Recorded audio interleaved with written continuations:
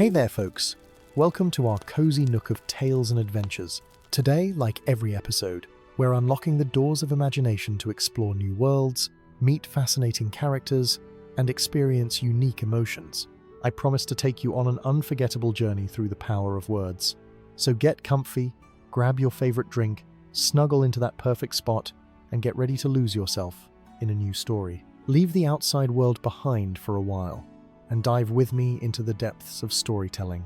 If you enjoy our content and want to support the channel, consider hitting the subscribe button and giving the video a thumbs up. Now, without further ado, let's dive into today's story.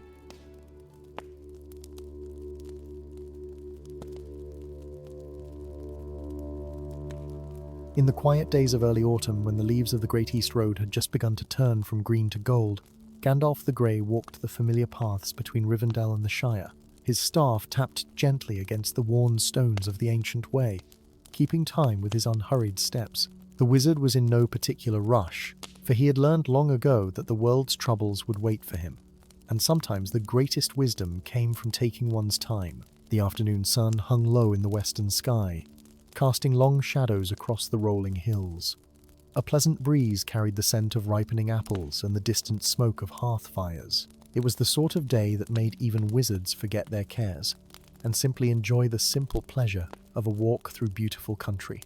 Gandalf paused at the crest of a hill, leaning upon his staff as he surveyed the peaceful landscape before him. Fields of golden wheat swayed in the gentle wind, and in the distance he could see the thatched roofs of a small village nestled in a sheltered valley. The village was called Willowbrook, a modest settlement of men who lived quiet lives farming the fertile lands between the borders of the Shire and Bree. Gandalf had passed through Willowbrook many times over the years, and had always found it to be a place of contentment and good cheer. The folk there were simple and honest, known throughout the region for the quality of their grain and the warmth of their hospitality. They asked little of the world beyond good weather for their crops and peace to tend their fields. As Gandalf descended the hill toward the village, however, he noticed something unusual. The fields, which should have been bustling with workers bringing in the harvest at this time of year, stood eerily empty. The wheat remained uncut, though it had clearly reached its peak. No songs drifted from the meadows, no laughter of children playing in the stubble. Even more peculiar, as he drew closer to the village itself, he saw that the houses stood dark and shuttered, though the sun had not yet set. Smoke rose from only a handful of chimneys, and those thin wisps seemed almost hesitant, as if the fires that produced them burned with reluctance. The wizard's brow furrowed with concern. Something was amiss in Willowbrook, and his long experience had taught him that when peaceful villages fell silent, trouble was usually close at hand. He quickened his pace, his grey robes billowing behind him, as he made his way down the road toward the village square. As he entered the main street, he saw that every door was barred and every window shuttered tight. The village had the appearance of a place under siege, though there were no signs of attackers, no arrows stuck in walls, no damaged buildings or broken gates. Gandalf approached the largest building in the village, the Golden Sheaf Inn, where he had often enjoyed a warm meal and good conversation in years past. The inn's windows were shuttered like all the rest, but he could see lamplight flickering through the cracks in the shutters. He raised his staff and knocked firmly upon the heavy oak door. 3 solid strikes that echoed through the silent street. For a long moment there was no response. Then he heard the sound of shuffling feet and whispered voices from within. The door opened just a crack, and a single eye peered out at him with a mixture of fear and hope. It was Aldrich, the innkeeper, a stout man with a round, usually cheerful face. Now that face was drawn and haggard, his eyes dark with worry and lack of sleep. When he recognized Gandalf, relief washed over his features, and he quickly pulled the door open wider. "Gandalf the Grey," he said, his voice hoarse and tired. "Thank the stars you've come. Please, come inside quickly, before the sun sets completely." The innkeeper practically pulled Gandalf through the doorway, then slammed the door shut behind him and threw the heavy bolt back into place with trembling hands. Inside the Golden Sheaf, Gandalf found nearly the entire village crowded together. Men, women, and children huddled around the fireplace or sat at tables, their faces pale and anxious. They looked at him with desperate hope, like drowning sailors who had just spotted a ship on the horizon. The usually warm and welcoming common room felt oppressive, thick with fear and the smell of too many people confined in too small a space. Gandalf noted that despite the crowd, everyone spoke in hushed whispers, as if afraid that speaking too loudly might attract unwanted attention. Aldrich led Gandalf to a quiet corner where several of the village elders had gathered. Among them was Edith, the village headwoman, a wise and capable woman whom Gandalf had known for many years. Her grey hair, usually neatly braided, hung loose and unkempt around her shoulders. She rose to greet him, and Gandalf could see tears of relief beginning to form in her eyes. "Mithrandir," she said, using the name the elves had given him. "We did not dare to hope that anyone would come. We are besieged by something we cannot understand, cannot fight, cannot even see clearly. Our harvest rots in the fields while we cower here like frightened rabbits." Gandalf gently took her hand and guided her back to her seat. He settled himself onto a bench across from the gathered elders, leaning his staff against the wall beside him. "Now then," he said, his voice calm and reassuring, "tell me everything from the beginning. Leave out no detail, no matter how small or strange it might seem. I have walked Middle-earth for many long years, and I have seen many things that others might consider impossible or absurd. Whatever troubles Willowbrook, we shall face it together with clear minds and steady hearts." Edith drew a deep breath, gathering her thoughts before she began to speak. Her weathered hands clasped together in her lap, and her voice, though quiet, carried the weight of many sleepless nights. "It started 3 weeks ago," she said, "on a night when the moon was full and bright. The harvest had just begun, and the weather had been perfect. We were all in good spirits, thankful for the abundance that the season had brought us. The children were playing in the village square after supper, and we elders sat outside our homes, enjoying the cool evening air. As the sun set that evening, old Thomas the shepherd came running down from the high pastures. Thomas was not a man given to panic or wild fancies. He had spent 50 years tending his flocks in all weathers, and had seen more of the world than most in our village. But that night, his face was white as milk, and his hands shook so badly he could barely hold his staff. He told us that something had happened to his sheep, something he could not explain. When we pressed him for details, he could only say that they had been touched by sleep. At first, we did not understand what he meant. Aldrich spoke up then, his voice heavy with the memory. "I went up to the pastures with Thomas and several other men to see what had become of his flock. What we found there was unlike anything I had ever witnessed. The sheep were not dead, not injured, not even distressed. They were simply asleep. All of them, the entire flock of 40 sheep, lay scattered across the hillside in positions of perfect repose. It was as if they had all decided at the same moment to lay down and rest. We tried to wake them," another elder named Willem added. "We called to them, shook them gently, even splashed water on their faces, but nothing would rouse them. They breathed softly and steadily, their sides rising and falling in the gentle rhythm of peaceful slumber. Their eyes were closed, and occasionally one would twitch an ear or shift slightly, as sheep do when they dream. But no matter what we did, they would not wake." Gandalf leaned forward, his keen eyes studying the faces of those who spoke. "And these sheep," he asked, "did they eventually awaken on their own?" Edith nodded slowly. "Yes, but not for 3 full days. On the morning of the 3rd day, just as the sun rose, they all stirred at once and got to their feet. They seemed confused at first, stumbling about as if they had forgotten how to walk, but after a few hours they appeared to return to normal, grazing and behaving as sheep should. We were relieved, thinking that whatever strange malady had affected them had passed. We told ourselves it was some peculiar sickness, perhaps something they had eaten in the high meadows. Thomas kept a close watch on his flock after that, but they seemed healthy and content. But that was only the beginning," Willem continued. 2 nights later, the same thing happened to the chickens. Every bird in the village, from the smallest chick to the oldest rooster, fell into the same deep sleep. They roosted where they stood, their heads tucked beneath their wings, and nothing could wake them. This time, the sleep lasted for 2 days. When they finally woke, they were weak and disoriented, and several of the older birds died soon after, as if the prolonged sleep had drained something vital from them. "Fear began to spread through our village then," Edith said.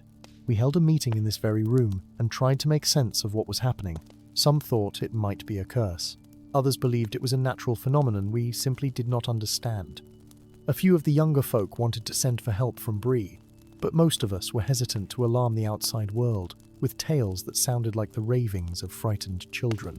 We decided to wait and watch, to see if the strange sleeps would continue, or if they had run their course. The next to fall were the dogs, Aldrich said quietly. Every hound and farm dog in Willowbrook, faithful companions who had never failed us, collapsed into slumber one evening as the stars came out. They slept for a day and a night, and when they woke, they were changed. They no longer barked or played. They moved about quietly, almost fearfully, as if they remembered something terrible from their dreams. Some refused to leave their masters' sides, whimpering if they were more than a few steps away. Gandalf's expression grew more serious. He pulled out his pipe and began to pack it with old Toby, a habit that helped him think through complex problems. And after the animals, he asked, his voice gentle but probing, did the sleep begin to affect the people of Willowbrook? The silence that fell over the gathered elders was answer enough. Several of them looked away, unable to meet the wizard's penetrating gaze. Edith's eyes glistened with unshed tears. The first person it took was little Sarah, the daughter of our miller, she whispered. She was 7 years old, bright and full of life. One morning, her mother found her in bed, deeply asleep and impossible to wake. We sent for the healer from the next village, but there was nothing she could do. The child simply slept, breathing softly, her face peaceful and unmarked by any sign of illness or distress. She slept for 4 days, and when she finally woke, she was weak and pale. She told us she had dreamed of a beautiful garden where everything was soft and quiet, where silver flowers bloomed under a twilight sky. After Sarah, others began to fall into the sleep, Willem said, always at night, always without warning. Young and old alike were affected. Some slept for days, others for only hours. But each time someone fell into the enchanted slumber, the whole village grew more afraid. We tried everything we could think of to prevent it. We kept watch through the nights. We burned protective herbs. We said prayers to whatever powers might listen. But nothing stopped the sleep from coming. Gandalf lit his pipe and drew upon it thoughtfully, the sweet smoke curling upward toward the low ceiling of the inn. The firelight cast dancing shadows across his weathered face, and his eyes held a distant look, as if he were searching through long memories for some fragment of forgotten lore. Tell me, he said at last, those who have fallen into this sleep and awakened again, do they remember anything of their dreams? Do they speak of what they experienced while they slumbered? Edith nodded slowly, her fingers tracing absent patterns on the worn wooden table before her. Yes, they all speak of dreams, though the details vary from person to person. Little Sarah spoke of a garden, as I mentioned. Others have described walking through halls of silver mist, or standing in vast libraries filled with books written in languages they could not read. One man, our blacksmith Gareth, said he dreamed he was a bird flying over endless forests.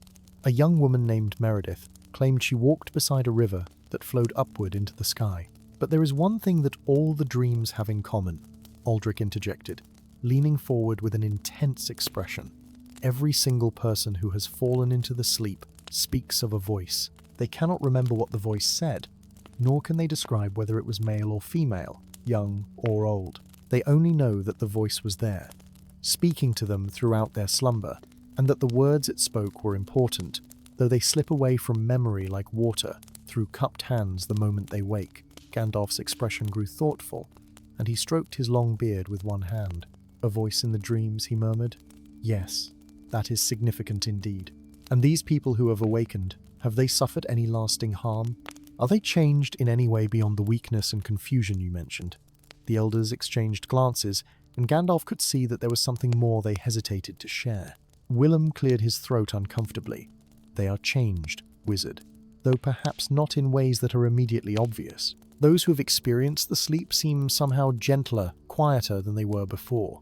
They move through their days as if in a slight daze, though they can still perform their work and speak sensibly when addressed. But it is as if some small part of them remains caught in the dream, unable to fully return to the waking world. They smile less, laugh rarely, and often pause in the middle of tasks, staring off into the distance, as if listening for something only they can hear. And there is something else, Edith added, her voice dropping even lower. Those who have slept speak of a yearning, a pull they cannot quite explain. They say that part of them wants to return to the sleep, to hear the voice again and walk once more in those strange dream places. Several have confessed to me that they find it harder each night to resist the call, that they lie awake fighting the urge to simply let go and drift away. We've had to set watchers to ensure that no one deliberately seeks out the sleep. Gandalf rose from his seat and walked to one of the shuttered windows. He peered through a crack in the wooden slats, looking out at the darkening street beyond. The sun had fully set now, and twilight was settling over Willowbrook like a soft blanket. "How many people in total have been affected thus far?" he asked, without turning from the window. "And how many currently lie in the grip of this enchanted slumber?" 23 have fallen into the sleep and awakened again," Edith replied. "And as of this morning, there are 5 who still sleep. We have them upstairs in the inn's rooms, where we can watch over them and ensure they come to no harm. They have been sleeping for varying lengths of time, from 2 days to nearly a week. We do not know when or if they will wake." Gandalf turned back to face the room, his expression grave but not without hope. "I would like to see them," he said. "Sometimes the nature of a malady can be better understood by observing those who suffer from it directly. But first, tell me this. Has anyone seen anything unusual in the village or the surrounding countryside? Strange lights, unfamiliar figures, sounds that should not be there? Curses and enchantments of this nature rarely work from a distance. There is usually a source, a point of origin from which the magic emanates." The elders looked at one another uncertainly. Aldrich spoke first, his voice hesitant. "There have been reports of lights in the old willow grove, the one down by the stream on the eastern edge of the village. Several people have mentioned seeing a soft glow among the trees after dark, like foxfire or will-o'-the-wisps. But when anyone goes to investigate, the lights vanish before they can get close enough to identify their source.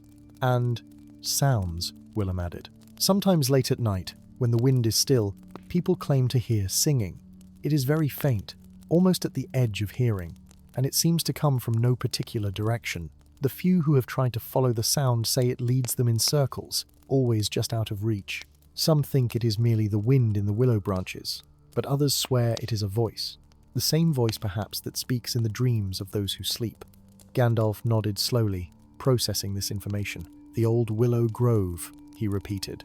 "Yes, that could well be significant. Willows are ancient trees, and they have deep roots in both earth and memory. They are particularly sensitive to certain forms of magic, especially enchantments related to dreams and sleep. Have these willows always grown in that grove, or is it a more recent planting?" Edith shook her head. "Those willows are old, Mithrandir. They were there long before our grandparents' time, perhaps even before the village itself was founded. The grove has always been considered a peaceful place, a spot where young lovers would walk, or where children would play on summer afternoons. There are stories about the grove, old tales passed down through generations, but nothing that would suggest danger or dark magic." "What sort of tales?" Gandalf asked, his interest clearly piqued. Even the smallest detail might prove important. Edith thought for a moment before answering. "They say that in ancient times, before men settled this valley, the willows were planted by the elves as a gift to the land. The trees were meant to be guardians of sorts, keepers of peace and tranquility. There is a spring at the heart of the grove, and it is said that the water from this spring has the power to grant restful sleep to those troubled by nightmares or painful memories." Gandalf's eyes brightened with understanding, and he nodded slowly as pieces of the puzzle began to fall into place in his mind. A spring blessed by elves, willows planted as guardians of sleep and peace. Yes, I begin to see the shape of things now.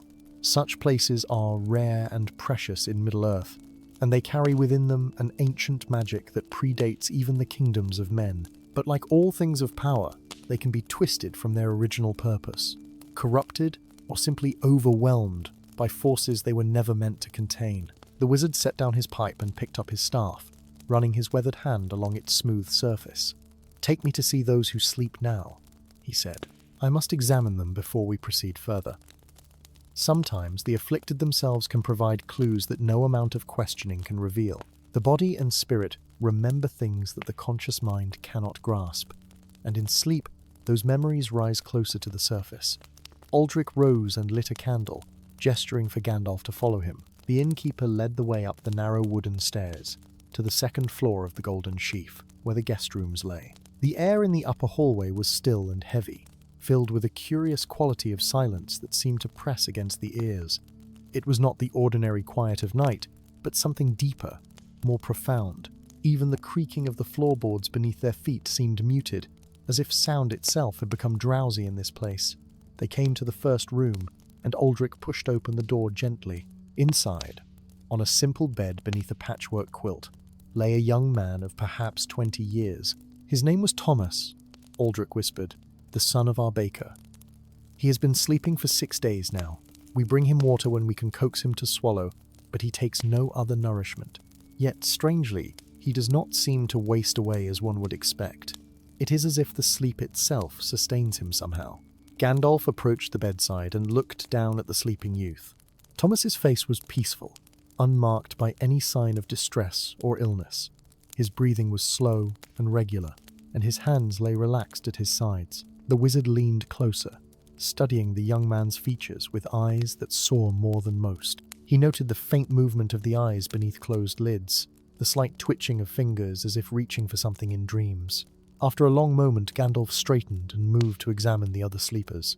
In the next room lay an elderly woman, her silver hair spread across the pillow like a fan of spider silk. "That is Grandmother Iris," Aldrich said softly. "She fell into the sleep 4 days ago, while sitting in her rocking chair by the fire. We found her there at dawn, still sitting upright, her knitting fallen to the floor. She has always been frail, and we fear that if she does not wake soon, the sleep may claim her permanently." The third room held a girl of perhaps 12, curled on her side like a sleeping cat. "Her mother sits with her during the day," Aldrich explained, "but we convinced her to rest downstairs for a while.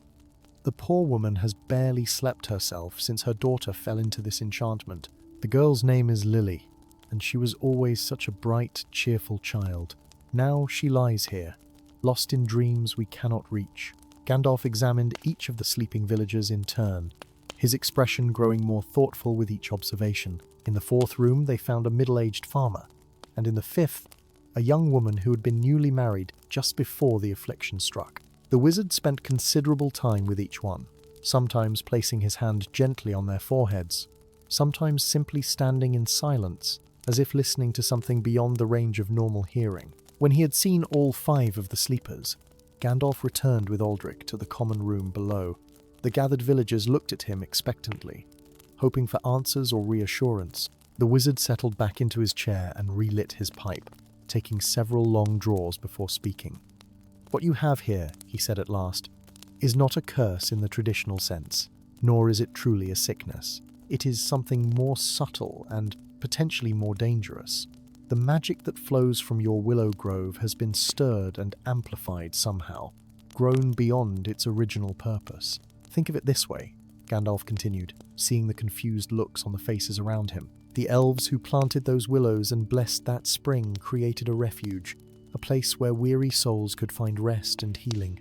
But such magic requires balance. It must be tended and renewed, kept in harmony with the natural world. Over the long years since the elves departed these lands, that magic has been left unattended. It has grown wild, like a garden without a gardener." "But surely," Willem protested, "if the magic was meant to bring peace and rest, how could it become harmful? Even wild, would it not still serve its original purpose?" Gandalf shook his head gently.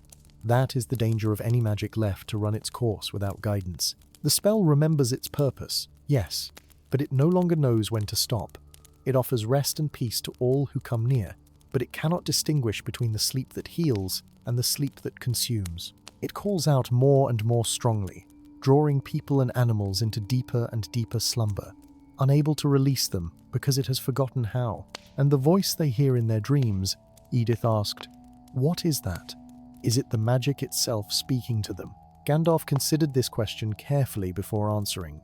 "In a sense, yes.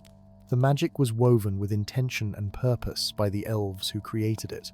That intention remains, like an echo in the stones of an ancient hall. Those who fall into the enchanted sleep hear that original purpose calling to them, inviting them to rest, to lay down their burdens, to find peace. It is a beautiful thing, in its way, but beauty without wisdom can be as dangerous as malice." "So what can be done?" Aldrich asked, his voice thick with worry. "How do we break this spell?" and wake those who sleep? How do we protect the rest of us from falling into the same enchantment? Gandalf rose from his chair and walked to the door, gazing out through a crack in the shutters at the darkening night beyond. The stars were beginning to emerge, bright points of light in the deepening blue of evening. "We must go to the source," Gandalf said quietly, his voice carrying a note of gentle determination.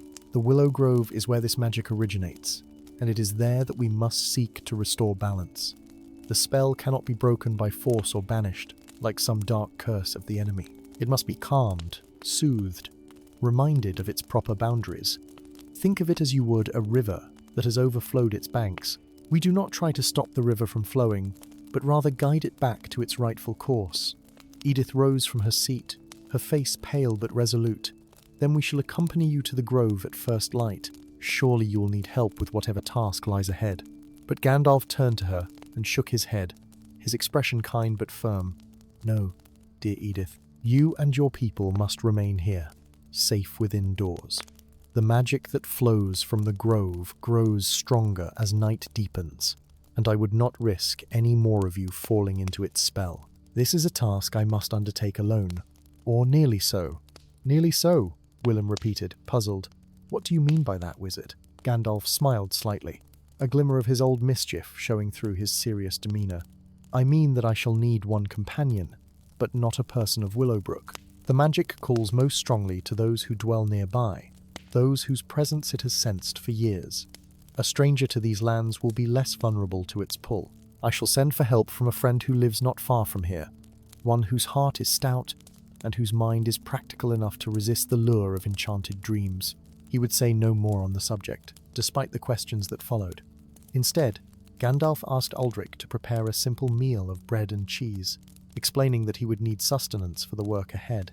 As the innkeeper hurried off to the kitchen, Gandalf settled himself near the fire and closed his eyes, his lips moving in silent words. The villagers watched in fascination as a soft light began to glow at the tip of his staff, pulsing gently like a firefly in the darkness. After several minutes, Gandalf opened his eyes and nodded with satisfaction. "A message has been sent," he said simply. "Help will arrive before dawn. Until then, we must wait and prepare. Edith, I will need you to gather certain items for me. Nothing rare or difficult to find, simply things that grow in these lands and can be found even in autumn." He began to list various herbs and plants, common things that any village would have in its stores or growing in its gardens. As Edith and several others set about gathering what Gandalf had requested, the wizard sat by the fire and began to tell the assembled villagers about the nature of elven magic. His voice was low and soothing, and as he spoke, the tension in the room began to ease. He told them of the elder days, when elves and men lived in closer harmony, when the boundaries between the waking world and the realm of dreams were more fluid and less frightening. "The elves understood something that we mortals often forget," Gandalf said, his eyes distant with memory. "They knew that rest and renewal are as essential to life as bread and water, but they also knew that such things must be balanced with wakefulness and action. The magic they wove into places like your willow grove was meant to offer sanctuary, not imprisonment. It was meant to heal, not to hold." A young boy, no more than 8 or 9 years old, raised his hand timidly. Gandalf noticed and smiled at him encouragingly. "Yes, young master, what question troubles you?" The boy stood up, his voice small but clear. "Sir Wizard, will my sister wake up? She has been sleeping for 3 days now, and I miss her. We used to play together every day, and now she lies so still and far away." Gandalf's expression softened, and he beckoned the boy closer. "What is your name, lad?" The boy approached hesitantly. "Peter, sir, and my sister is named Anne. She is only 6 years old." The wizard placed a gentle hand on the boy's shoulder. "Peter, I give you my word that I will do everything in my power to wake your sister and all those who sleep. The magic that holds them is strong, but it is not cruel. It does not wish them harm. With patience and wisdom, we shall guide them back to you." The boy nodded, tears glistening in his eyes, and returned to sit beside his mother, who wrapped him in a comforting embrace. Gandalf watched them for a moment, his ancient eyes reflecting both sorrow and hope. It was moments like these that reminded him why he walked the paths of Middle-earth, why he concerned himself with the troubles of villages like Willowbrook. Every soul mattered, Every family deserved protection, and no problem was too small for his attention. As the night deepened, the villagers began to settle into whatever rest they could find. Some dozed in their chairs, others lay on blankets spread across the floor. Parents held children close, and the elderly huddled together near the fire, seeking warmth and companionship. Gandalf remained awake, smoking his pipe and watching over them like a guardian shepherd watching his flock. The firelight played across his weathered face, casting shadows that made him seem even older and more timeless than usual. Around midnight, Edith returned with a basket full of the herbs and plants Gandalf had requested. She set it down beside him and then hesitated, as if wanting to speak, but unsure of how to begin. Gandalf looked up at her with patient eyes. "You have a question," he said. "Ask it freely. There is no shame in seeking understanding." Edith sat down across from him, her hands folded in her lap. "Mithrandir," she said softly, using his elvish name once more. "You have travelled far and seen much. Tell me truly, have you encountered magic like this before? This sleep that seems so peaceful, yet holds such danger?" Gandalf drew on his pipe thoughtfully before answering. "I have seen many enchantments in my long years, Edith. Some meant to harm, others meant to help, and many whose original purpose has been lost to time. But yes, I have encountered similar magic, though never quite in this form."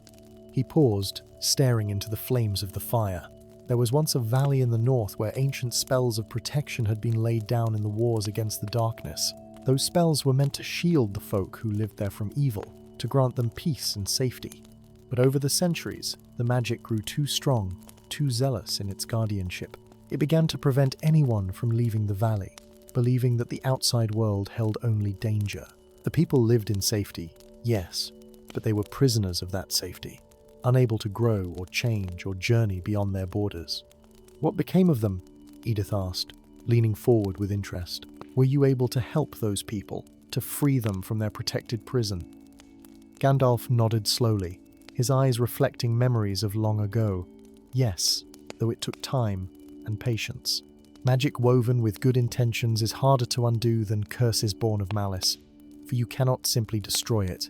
You must transform it, redirect it, help it remember its true purpose. In the case of that northern valley, I worked with the elders of the community to create new rituals, new songs that reminded the protective magic of what it truly meant to keep people safe. Safety is not the same as stagnation," he continued, his voice taking on the quality of a teacher, sharing important wisdom. "True protection allows for growth, for risk, for the possibility of both joy and sorrow.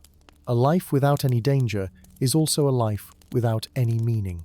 The magic learned this lesson slowly, but it learned. The barriers came down, not all at once, but gradually, like ice melting in spring. The people were free to leave if they wished, though many chose to stay, for it had been their home and they loved it. Edith smiled softly at this tale, finding comfort in the knowledge that Gandalf had faced similar challenges before. "And our Willow Grove?" she asked. "Do you think it too can learn, can be reminded of its proper purpose?" The wizard met her eyes with a steady, reassuring gaze. "I do," he said simply, "but we must approach it with respect, not fear. Fear only feeds such enchantments, makes them defensive and harder to reach. We must come to the grove as friends seeking to help, not enemies seeking to conquer." The hours passed slowly in the Golden Sheaf Inn. Some villagers slept fitfully, others whispered quiet conversations, and a few kept vigil with Gandalf by the fire.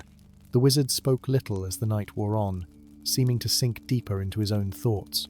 His pipe had gone out long ago, and now he simply sat with his staff across his knees, his eyes half closed in meditation, or perhaps some form of communion with powers beyond mortal understanding. As the first pale light of dawn began to filter through the cracks in the shutters, a soft knock came at the door. Every person in the room started awake at the sound, hearts racing with a mixture of hope and fear. Aldrich moved quickly to the door, calling out to ask who stood without. A familiar voice answered, gruff but warm. "It is I, Butterbur, come at the wizard's request. Now open up before I catch my death of cold in this morning chill." Relief flooded through the room as Aldrich threw back the bolt and pulled open the door. There on the threshold stood Barliman Butterbur, the innkeeper of the Prancing Pony in Bree, a stout man with a round, honest face and eyes that sparkled with good humour despite the early hour. He carried a walking stick and had a pack slung over his shoulder, and he looked as if he had been traveling for some hours without rest.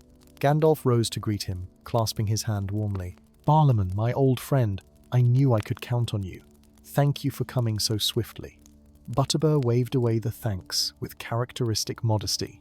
"Think nothing of it, Gandalf. Your message said there were folk in need, and that was enough for me.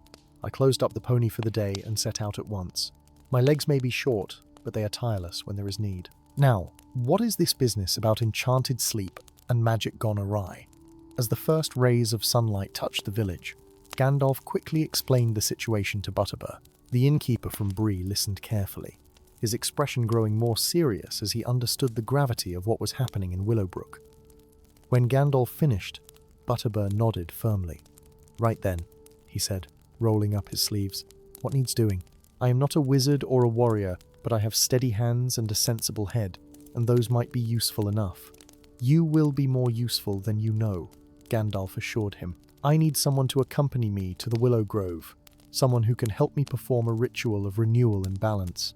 The magic there calls most strongly to those who have lived nearby for years, but you are a stranger to Willowbrook. The enchantment will have less hold on you, and your practical nature will serve as an anchor if I need one." Edith brought them both breakfast, simple fare of bread and honey with fresh milk, and as they ate, Gandalf explained what he would need from the villagers. "You must all remain here, safely indoors, until Butterbur and I return. Keep watch over those who sleep, and tend to them as you have been doing. If any more fall into the enchanted slumber, do not panic. Simply make them comfortable, and trust that we will soon set things right." He turned to the basket of herbs that Edith had gathered during the night. "These will be essential," he said, sorting through them carefully. "Lavender for peace, chamomile for gentle waking, sage for wisdom, and willow bark from trees not touched by the enchantment, to remind the grove of its kinship with the wider world." He began to arrange the herbs into small bundles, binding them with thread and murmuring words in a language that none of the villagers could understand. Butterbur watched this process with interest, though he made no comment. He had long ago learned that when Gandalf worked his arts, it was best to observe and learn rather than interrupt with questions. The wizard's hands moved with practiced efficiency, and soon he had prepared several bundles of the aromatic herbs. He tucked them into the pockets of his robes, then picked up his staff and turned to face the assembled villagers. "My friends," he said, his voice carrying to every corner of the room, "what we attempt this morning is not without risk. The magic in the Willow Grove is powerful and has grown wild over many years, but it is not evil, and that is our greatest hope. With patience, with respect, and with understanding, we can remind it of its true nature. We can help it find balance once more. Until we return, keep faith and keep hope alive. Remember that sleep is not death, and dreams, however deep, must eventually end." With those words, Gandalf and Butterbur prepared to depart. The wizard opened the door of the inn cautiously, peering out into the morning light. The village street was empty and quiet, bathed in the soft golden glow of sunrise. A gentle mist hung over the rooftops, and birds were beginning to sing their morning songs in the eaves and gardens. It looked peaceful, beautiful even, but Gandalf knew that beneath this tranquil surface, the wild magic of the Willow Grove pulsed and called, seeking more sleepers to add to its collection. "Come then, Barlaman," Gandalf said quietly, stepping out into the cool morning air. "We have work to do before the day grows much older. Stay close to me, and if you begin to feel drowsy or if your thoughts start to drift and scatter, tell me at once. The enchantment may attempt to reach for you as we draw near, and I must know if it does so." Butterbur nodded seriously and followed the wizard out into the street. Behind them, Aldrich closed and barred the door of the inn once more, and they heard him calling out reassurances to the worried villagers within. The two travellers made their way through the empty village, their footsteps the only sound besides the gentle morning birdsong. The mist swirled around their ankles, and Butterbur noticed that it seemed thicker here than it had been in Bree, almost substantial, as if it possessed weight and purpose. The path to the Willow Grove led them past silent houses and shuttered windows. Gardens stood untended, and here and there they saw the results of the village's 3 weeks of fear. Laundry hung forgotten on lines, now damp with dew and mildew. A child's toy lay abandoned in the middle of the road, a wooden horse on wheels that had been loved and played with, until worry drove all thoughts of play from young minds. A bucket stood beside a well, the rope still attached, but the water long since spilled or evaporated. "It grieves the heart to see a village brought so low by fear," Butterbur murmured as they walked. "These folk have done nothing to deserve such trouble. They are good, honest people who ask only to live in peace and tend their fields." Gandalf nodded in agreement. "Yes, and that is why we must help them. Not all the sorrows of Middle-earth come from the malice of enemies. Sometimes the greatest harm comes from good things grown beyond their proper bounds, from gifts that have forgotten how to be gentle." They left the village behind and followed a narrow path that wound through a meadow of tall grass, now brown and dormant with the approach of autumn. In the distance, they could see a line of trees marking the course of the stream that ran along the eastern edge of Willowbrook. As they drew closer, both travellers began to feel a subtle change in the air around them. The birdsong grew quieter, more distant, as if the birds themselves were reluctant to come too near this place. The willow grove appeared before them like something from a dream. The trees stood in a rough circle around a small clearing, their long branches hanging down like curtains of green and gold. Even in autumn, when most trees had shed their leaves, the willows retained much of their foliage, creating a canopy that filtered the sunlight into a soft green-gold glow. The stream that fed the grove whispered gently over smooth stones, its voice a constant, soothing murmur that seemed to invite rest and contemplation. At the center of the grove, just visible through the hanging willow branches, stood the spring that Edith had mentioned. It emerged from a low outcropping of moss-covered rock, its waters crystal clear and cold. The pool it formed was no larger than a wagon wheel, but it was deep, and its surface reflected the sky above with perfect clarity. Around the pool grew flowers that should not have bloomed so late in the year, their petals white and luminous in the shadowed grove. "Beautiful," Butterbur breathed, his voice hushed with wonder. "I have never seen such a peaceful place. One could rest here quite contentedly, I think." Gandalf placed a gentle but firm hand on his companion's shoulder. "That is precisely the danger, my friend. You feel the pull already, the desire to sit by that spring and let your cares slip away. The magic here is strong and sweet, like honey that has been left too long in the sun. Come, we must proceed carefully now." They entered the grove slowly, Gandalf leading the way with his staff held before him. As they passed beneath the hanging branches of the willows, both men felt the enchantment more strongly. It was not unpleasant, not frightening, or painful. Rather, it was like being wrapped in a soft blanket, like sinking into a comfortable bed after a long day of labor. The air itself seemed to carry a weight of tranquility that pressed gently against their minds, suggesting that here was a place where all troubles could be forgotten, all worries laid aside. Butterbur felt his eyelids growing heavy and shook his head firmly to clear it. "Gandalf," he said, his voice slightly slurred, "I understand now what the villagers faced. This magic is subtle but powerful. It does not attack or threaten. It simply offers rest. And who among us does not desire rest?" Gandalf nodded, his own expression showing the strain of resisting the enchantment. "Yes, you have grasped the heart of the matter. This is why fear alone cannot protect against such magic. How can you fear something that promises only peace?" They made their way to the edge of the spring, and Gandalf knelt beside it, studying the water with his keen eyes. He could see the magic clearly now, visible to his wizard's sight as threads of silver light that wove through the water and spread outward through the grove. The threads extended beyond the willows, reaching toward the village like invisible fingers, calling, always calling, inviting all who felt them to come and rest, to sleep and dream. The wizard reached into his robes and withdrew one of the herb bundles he had prepared. He held it over the spring, speaking words in the ancient tongue of the elves, words of greeting and respect. The water of the spring rippled, though there was no wind to disturb it. Gandalf continued speaking, his voice low and melodious, and gradually the ripples grew calmer, as if the spring itself were listening, paying attention to what he said. Butterbur watched in fascination, fighting against the drowsiness that threatened to overcome him. He saw how the silver threads of magic in the grove seemed to pulse and shimmer in response to Gandalf's words, how they drew back slightly, becoming less insistent in their call. The wizard was not commanding the magic or trying to destroy it. He was speaking to it as one might speak to a frightened animal or a confused child, offering comfort and understanding. "Ancient guardian of rest and peace," Gandalf said, his words now in the common tongue so that Butterbur could understand. "You have served well and faithfully for many long years, but you have forgotten that rest must end, that sleep must give way to waking, that dreams, however beautiful, are not meant to be permanent homes for living souls.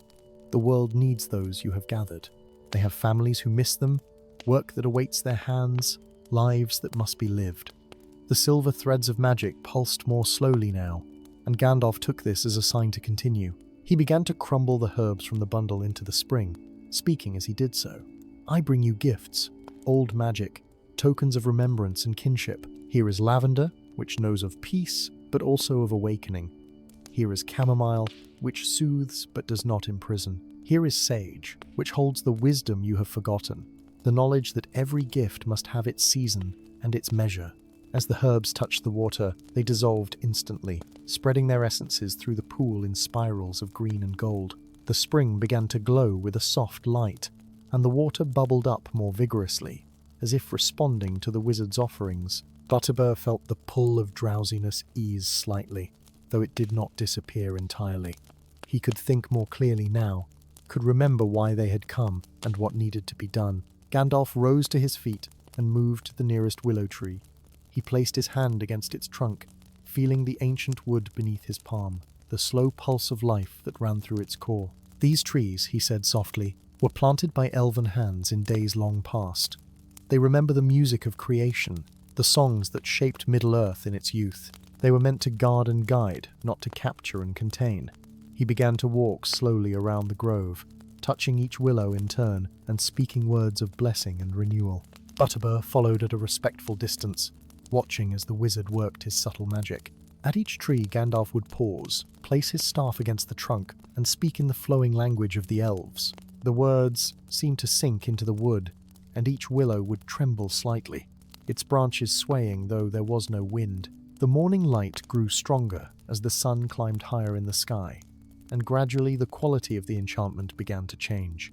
Where before it had been insistent, reaching out hungrily for any who came near, now it became gentler, more contained. The silver threads that Butterbur could not see but Gandalf could perceive clearly began to draw back toward their source, coiling around the spring and the willows like a cat, settling down to sleep. After he had blessed each of the trees, Gandalf returned to the spring and knelt once more beside its waters. He drew out another bundle of herbs, this one bound with a thread of silver that caught the light. "Barlaman," he said, gesturing for his companion to join him, "I need you to help me with the next part of this working. The magic must be reminded not only in words but in action, and it is the actions of mortal folk, going about their ordinary lives, that give such enchantments their proper context and meaning." Butterbur knelt beside the wizard, his round face serious and attentive. "What would you have me do, Gandalf? I am no wizard, as you well know, but I will help however I can." Gandalf smiled warmly at him. "You need only do what innkeepers do best, my friend. Tell me of your work at the Prancing Pony. Speak of the travellers who come and go, the meals you serve, the conversations you overhear.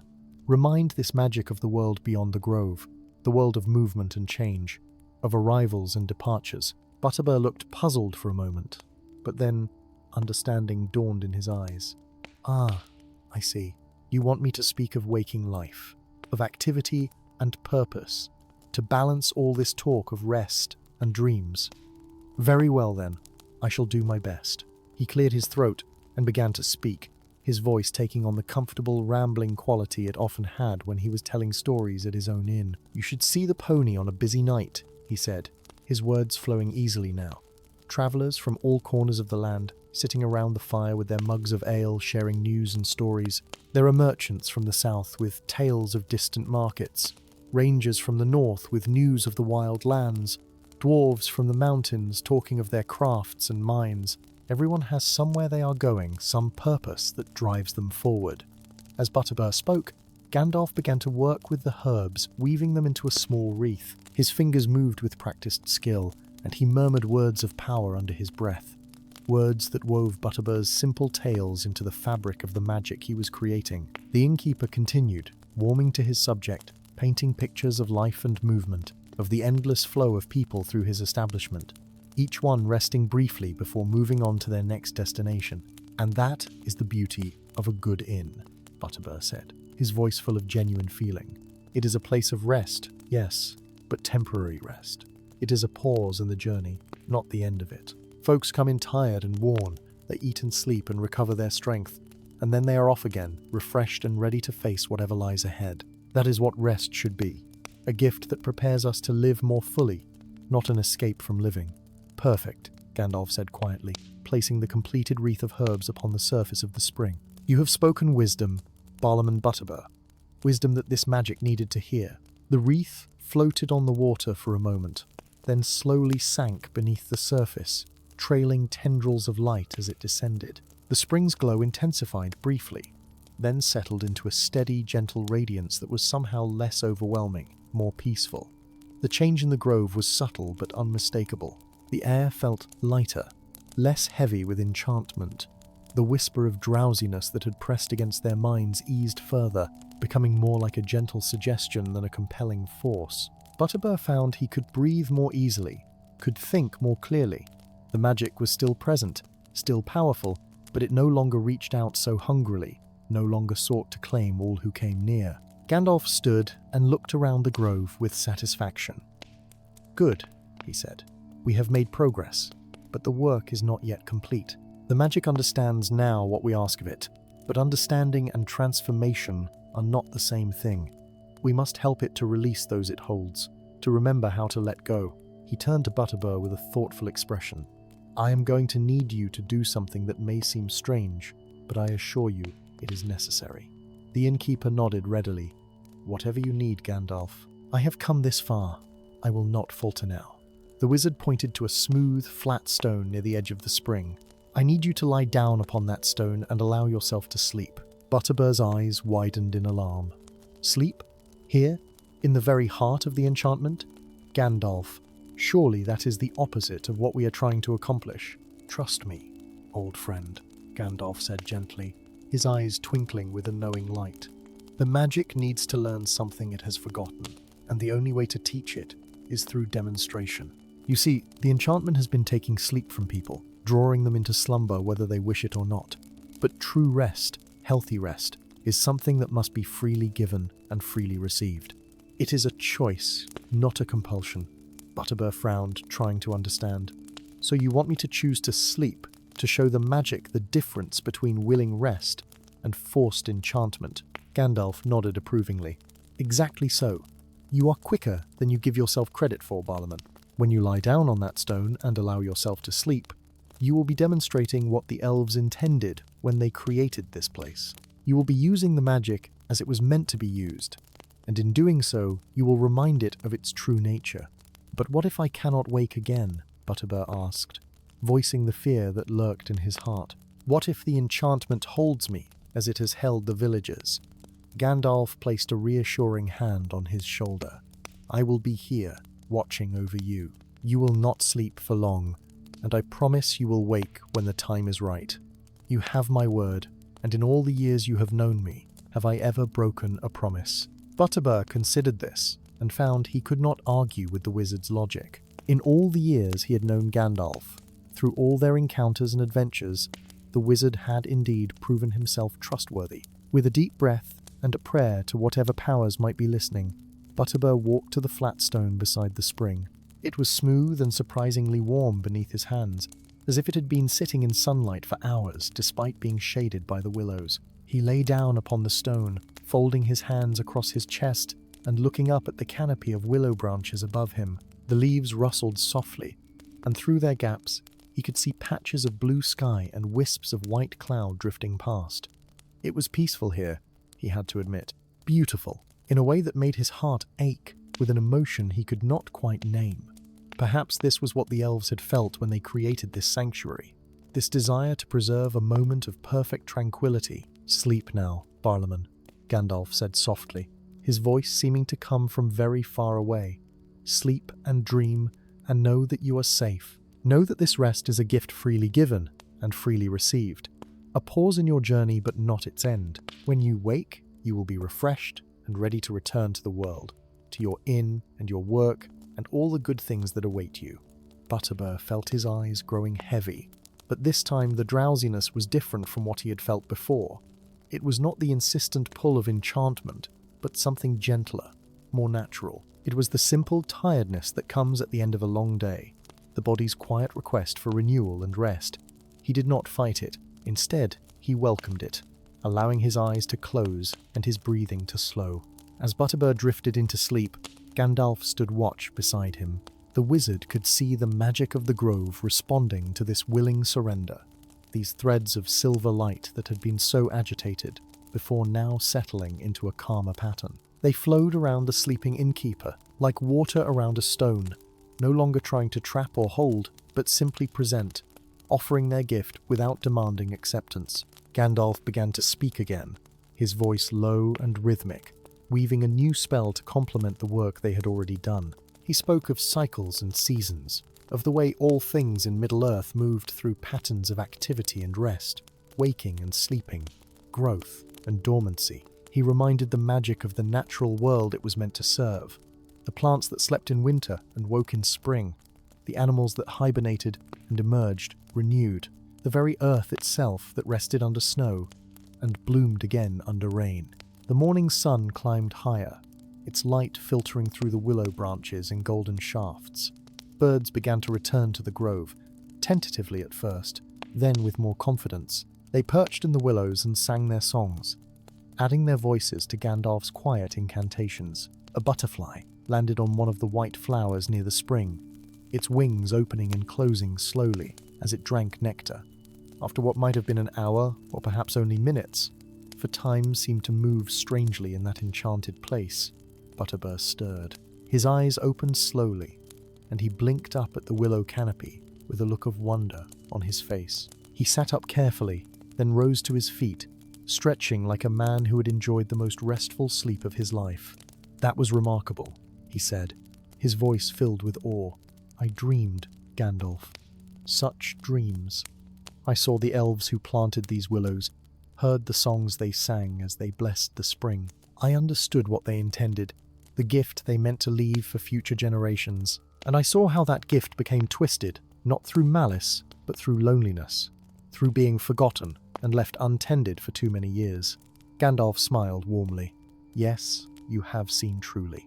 The magic was never evil, only lost and confused, like a child separated from its parents. But now," he gestured around the grove, "now it begins to remember. Look closely, Barlaman. Can you feel the difference?" Butterbur closed his eyes and concentrated. "Yes," he said, slowly. "The pull is still there, the invitation to rest, but it is no longer desperate or demanding. It is like the comfortable chair by the fire in my inn, always there for those who need it, but not forcing anyone to sit down. This is how it should have been all along." As they spoke, something extraordinary began to happen in the village of Willowbrook. In the rooms above the Golden Sheaf Inn, the 5 villagers who had been sleeping for days began to stir. Little Anne's eyes fluttered open, and she sat up in bed, calling for her brother Peter. Young Thomas the baker's son stretched and yawned, looking around his room with clear, focused eyes. Grandmother Iris drew a deep breath and opened her eyes, smiling at the ceiling above her. In each room, those who had been lost in enchanted slumber returned to wakefulness, not with confusion or distress, but with a sense of peace and renewal. They felt as if they had slept for exactly the right amount of time, as if their rest had been complete and satisfying. Downstairs in the common room, the watching villagers heard stirring from above and rushed to the stairs, hardly daring to hope. Edith was the first to reach Anne's room, and she found the young girl sitting up in bed, rubbing her eyes sleepily. "Mother," the child said, "I had the most wonderful dream. There was a garden with silver flowers, and a kind voice told me it was time to wake up and go home." The mother embraced her daughter with tears of joy streaming down her face. Throughout Willowbrook, in every house where someone had fallen into the enchanted sleep during the past 3 weeks, the same miracle was occurring. People were waking, stretching, and returning to themselves with clear eyes and peaceful hearts. The fear that had gripped the village for so long began to dissolve like morning mist under the warmth of the rising sun. Families embraced, tears of relief were shed, and gradually, cautiously, joy began to return to the troubled village. In the willow grove, Gandalf and Butterbur could feel the change in the magic around them. The silver threads had withdrawn almost completely now, contained once more within the spring and the ancient trees. The enchantment was still present, but it had returned to its proper measure and purpose. It would still offer rest to those who sought it, still provide a sanctuary for weary souls, but it would no longer reach out to claim the unwilling or hold them beyond their need. "Come," Gandalf said to Butterbur, gathering his staff and the remaining bundles of herbs. "Our work here is done, at least for now. Let us return to the village and see how our friends fare." The two men walked back through the grove, and as they passed beneath the hanging willow branches, Butterbur paused to look back one more time. The grove was still beautiful, still peaceful, but now that peace felt inviting rather than imprisoning. When they emerged from the path through the meadow and came within sight of Willowbrook, they found the village transformed. Doors and windows stood open to the morning air, and people moved freely through the streets. Laughter and voices raised in conversation filled the air, where before there had been only fearful whispers. Children ran through the square, playing the games they had been too frightened to play for weeks. The village had awakened along with its sleeping residents. Edith met them at the edge of the village square, her face radiant with relief and gratitude. "Gandalf, Arandir," she cried, reaching out to clasp his hands in hers. "They have all awakened, every single one. Not just those who slept in the inn, but all who had fallen under the enchantment these past weeks. They are weak and hungry, but they are whole and well. How can we ever thank you for what you have done?" Gandalf smiled gently, his weathered face creasing with warmth. "Thank me by living well, by remembering what you have learned. The Willow Grove is not your enemy, Edith. It is a gift, left by those who loved this land before you came to it. But like all gifts, it must be approached with wisdom and respect. Do not fear it, but do not forget it either." He turned to address the growing crowd of villagers who had gathered around them. "The grove will always be there when you need true rest," he said, his voice carrying clearly through the square. "If you are troubled by nightmares, if grief weighs too heavily on your heart, if the cares of the world become too much to bear, you may go to the spring and drink its waters. You may sit beneath the willows and allow their peace to soothe your spirit. But go with intention, with purpose, and know when it is time to return to your lives." Aldrich stepped forward, his round face serious. "Should we set up guards, wizard? Should we post warnings to keep people away from the grove?" Gandalf shook his head firmly. "No, that would miss the point entirely. The magic is not dangerous when it is respected and understood. Let your children play in the meadows nearby. Let young lovers walk beside the stream. Let your elders rest on warm afternoons in the shade of the willows. The grove will serve you well if you treat it as what it is, a place of renewal, not a place of fear." Over the following hours, Gandalf moved through the village, speaking with those who had awakened from the enchanted sleep. Each one told similar tales of beautiful dreams, of feeling deeply rested, of hearing a voice that spoke of peace, and eventually of returning home. Little Sarah, the first child to fall under the spell, told Gandalf that in her dreams she had walked in a garden where her late grandmother waited, and they had talked together until it was time to say goodbye. The wizard listened to each story with patience and compassion, understanding that these dreams, though born of wild magic, had brought their own gifts of healing and closure.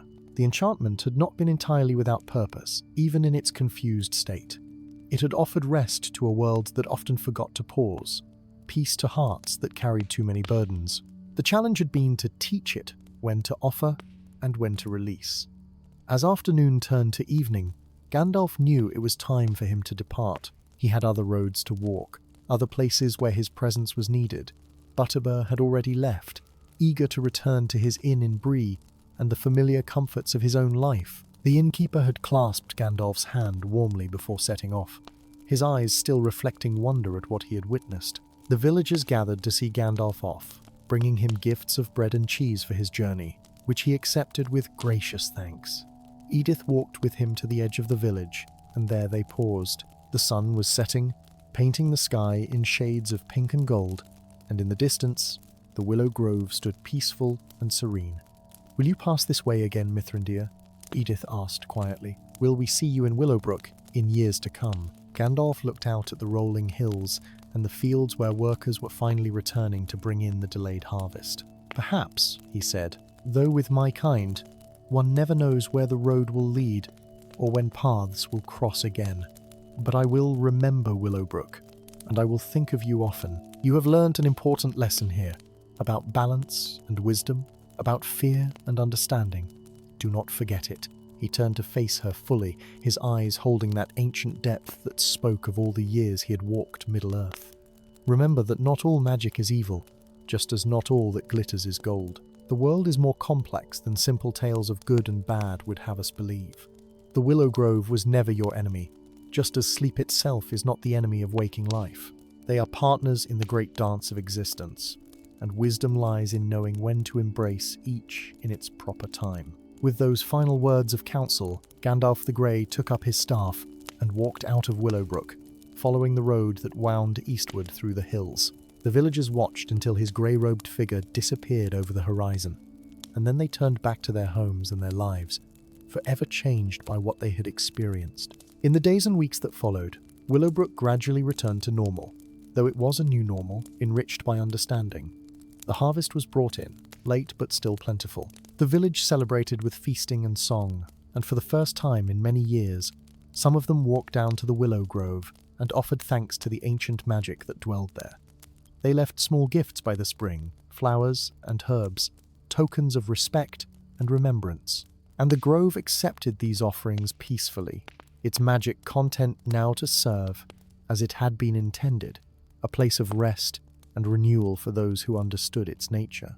The willows swayed gently in the autumn breeze, their branches whispering secrets to the wind, and the spring continued to flow clear and cold, offering its gift of peaceful sleep to any who asked with wisdom and respect.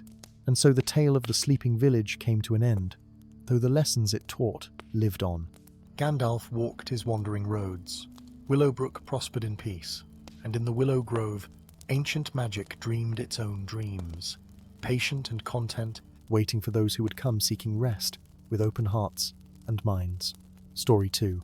In the quiet days between the first stirring of shadow and the great tumult that would later shake Middle-earth to its foundations, Gandalf the Grey walked the forgotten paths of the world with the patience of one who has witnessed countless sunrises and knows that each dawn brings its own particular grace. It was during one such wandering, when the leaves of the Shire had turned to burnished gold and the harvest moon hung low and full over the water, that he came upon a matter most curious and gentle, one that would lead him on a journey not of great battles or terrible dangers, but of quieter magics and softer wisdoms. The wizard had been travelling the Greenway, that ancient road which runs like a silver thread through the heart of Eriador, when he encountered a company of merchants making their way southward from Bree. They were honest folk, their wagons laden with wool and leather goods, and they greeted Gandalf with the wary respect that wanderers show to those who walk the roads in uncertain times.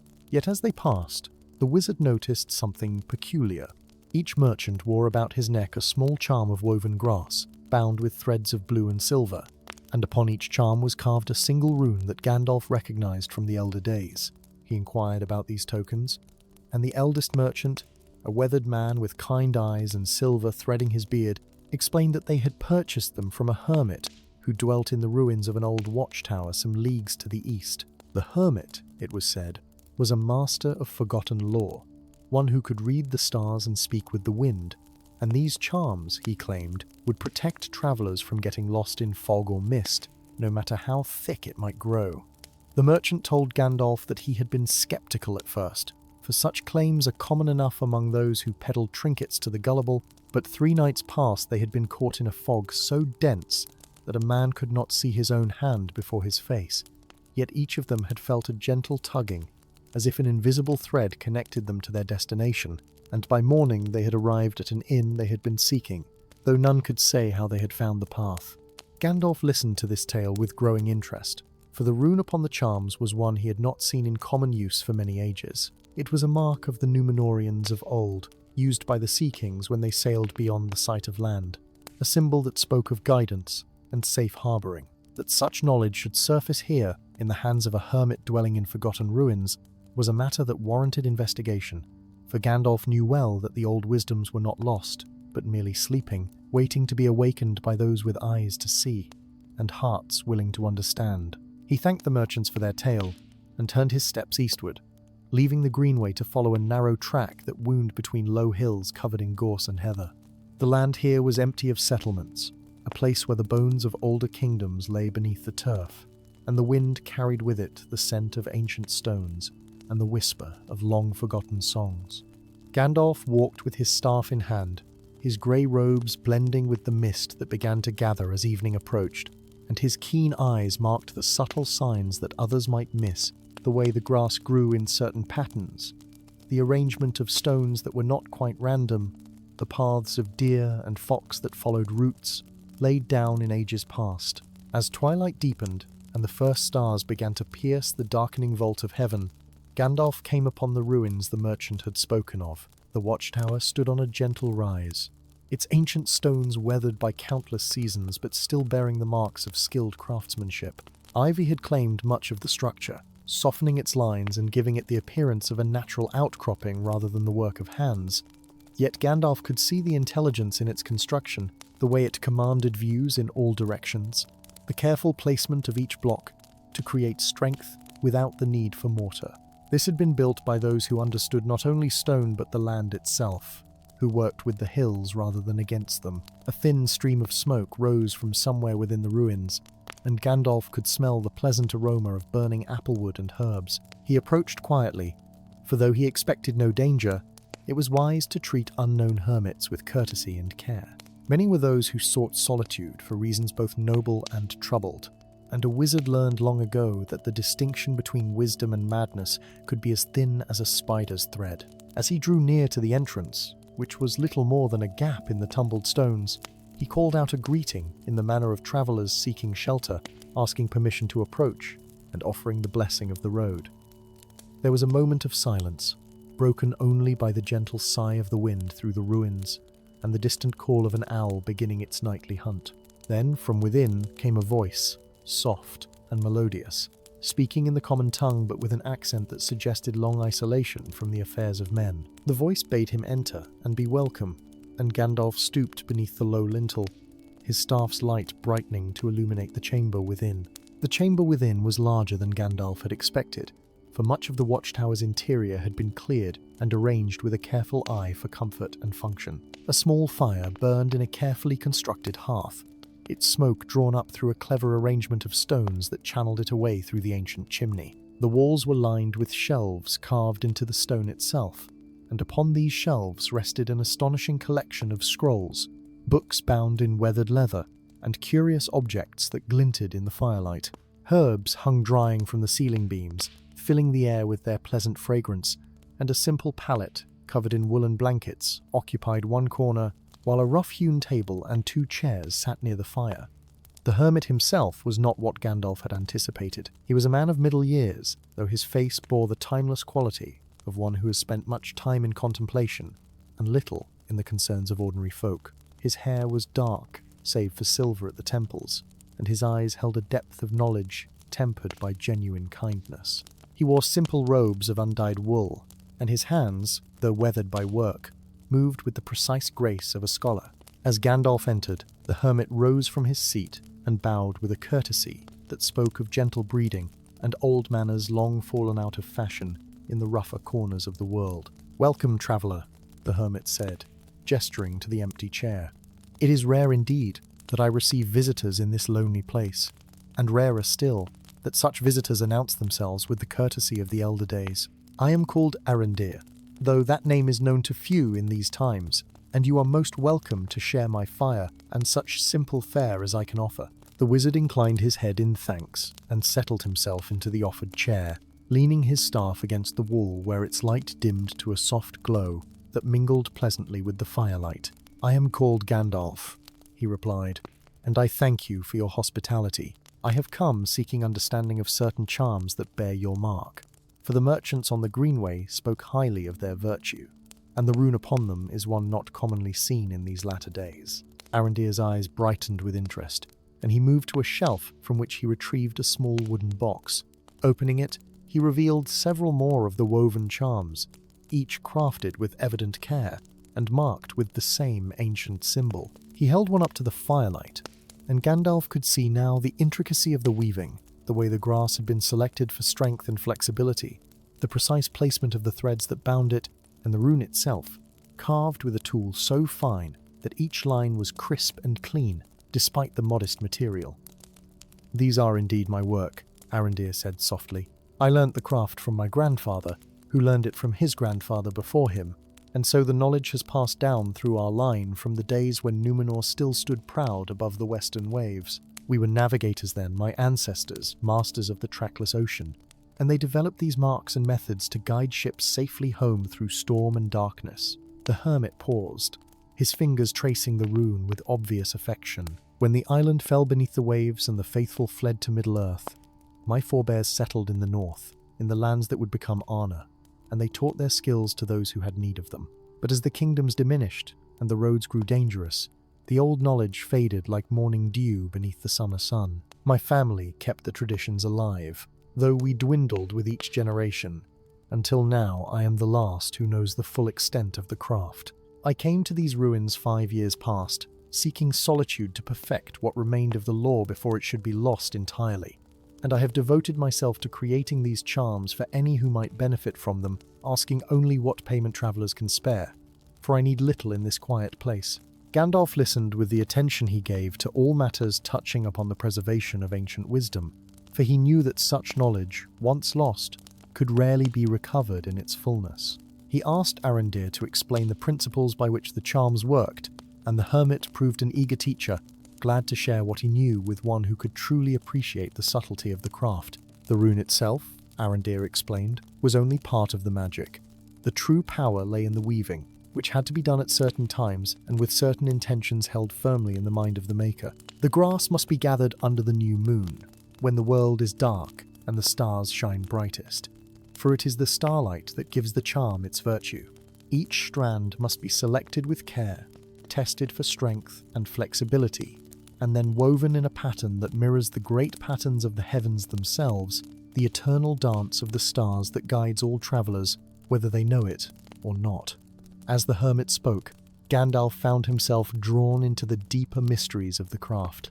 Arandir showed him how the threads of blue represented the rivers and streams that flow through the land, always seeking their way to the sea, while the silver threads stood for the starlight that pierces even the deepest darkness. The weaving brought these elements together, creating a microcosm of the world itself, a tiny map that resonated with the greater patterns of creation. When worn by a traveler who was lost, the charm would vibrate gently, responding to the pull of destination and path, guiding the bearer as surely as the stars guided the mariners of old. It was not a magic of force or domination, Arandir explained, but one of harmony and alignment, working with the natural order rather than attempting to bend it to unnatural purposes. The night deepened as they talked, and Gandalf found in Arandir a kindred spirit, one who understood that the greatest magics were often the gentlest, that true power lay not in the ability to destroy, but in the capacity to guide and preserve. As the fire burned low, and the embers glowed like distant stars brought down to earth, Arandir rose and prepared a simple supper for his guest. From clay jars he brought forth bread that he had baked himself, dark and wholesome, along with cheese made from the milk of wild goats that roamed the hills, and honey gathered from bees that nested in the ancient stones. He brewed a tea from herbs that grew in the sheltered places among the ruins, a blend that filled the chamber with a soothing aroma of chamomile and mint, and something else that Gandalf could not quite name, a fragrance that spoke of summer meadows and peaceful dreams. They ate in companionable silence, the kind of quiet that falls between those who have found understanding and need not fill every moment with words. When the meal was finished and fresh wood had been laid upon the fire, Gandalf asked the question that had been forming in his mind since he first saw the charms. "Tell me, Arandir, why have you chosen to remain here in these forgotten ruins, far from the fellowship of your fellow men? Surely your knowledge would be valued in the towns and villages, and you could teach others this craft so that it might not perish from the world entirely." The hermit was quiet for a long moment, his eyes fixed upon the dancing flames as if seeking words among the shifting patterns of light and shadow. When he spoke, his voice carried a weight of sorrow tempered by acceptance. "I have tried, friend Gandalf," he said softly. "For many years after my father passed and left me as the sole keeper of our family's lore, I travelled among the settlements of men, offering to teach what I knew to any who would learn. But I found few willing students, for the world has grown practical and hurried, and folk have little patience for crafts that require time and contemplation. They want charms that work instantly, magic that demands nothing of the user save coin for payment. The old ways, which require the maker to align himself with the rhythms of moon and star, which demand patience and practice, and a willingness to work with natural law rather than against it. These things seem too slow and uncertain for modern tastes. He paused, taking a sip of his tea, and Gandalf could see in the hermit's face the accumulated disappointment of years spent trying to preserve something precious in a world that had moved beyond it. Moreover, Arandir continued, I found that teaching the craft to those whose hearts were not properly attuned could be dangerous. The magic is gentle, yes, but it is still magic, and it responds to the intention of the maker.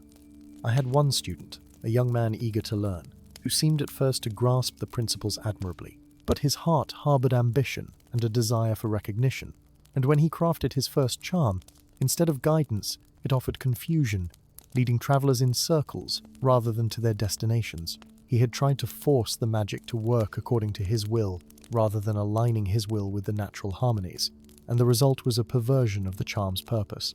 The hermit's expression grew troubled at the memory.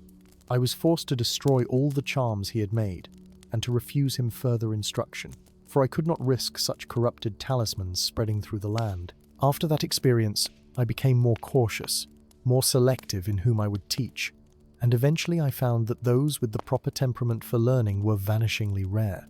So I retreated here, to these ancient stones that remember better days, and I have devoted myself to crafting these charms one at a time, offering them to travelers who might benefit from them, and accepting that perhaps the full depth of the knowledge will die with me. It is a melancholy thought, but I have made my peace with it. Better that the craft should end than that it should be twisted into something harmful. Gandalf listened with the deep attention that came naturally to him, for he had witnessed the passing of many noble things in his long years of wandering, and he understood the hermit's dilemma well. Yet as Arandir spoke, an idea began to form in the wizard's mind, a possibility that might offer a different path forward. Tell me, he said thoughtfully, have you considered that the problem might not be in the craft itself, but in attempting to teach it in its entirety? The hermit looked at him with curiosity, and Gandalf continued. The full knowledge, as you have described it, requires qualities of patience and spiritual alignment that are indeed rare in these diminished days. But might there not be simpler applications, lesser workings that could still provide benefit without requiring such depth of understanding? Arandir frowned slightly, considering this proposition. The ancient craft is a whole thing, he said slowly, with each element dependent upon the others. To teach only portions of it would be like teaching someone to play half a melody, incomplete and potentially misleading. Yet, even as he spoke, Gandalf could see the hermit's mind beginning to work through the implications, for he was a thoughtful man and not closed to new perspectives. The wizard pressed his point gently, knowing that sometimes the best teaching came through questions rather than pronouncements. Consider the merchants who wear your charms, he said. They need not understand the principles of stellar navigation or the mysteries of harmonic weaving. They need only trust in the charm's virtue and follow where it guides them. In this way, they receive the benefit of your knowledge without needing to possess that knowledge themselves. The hermit nodded slowly, acknowledging the truth of this observation. That is so, he admitted. The charms work for any who wear them with honest need, regardless of their understanding of the underlying principles. But I am speaking of something slightly different. Gandalf continued, warming to his theme. What if you were to create intermediate forms of the craft, simpler practices that could be more widely taught without the same risks of corruption? Not the full navigation charms, perhaps, but lesser talismans that might help travelers in more modest ways.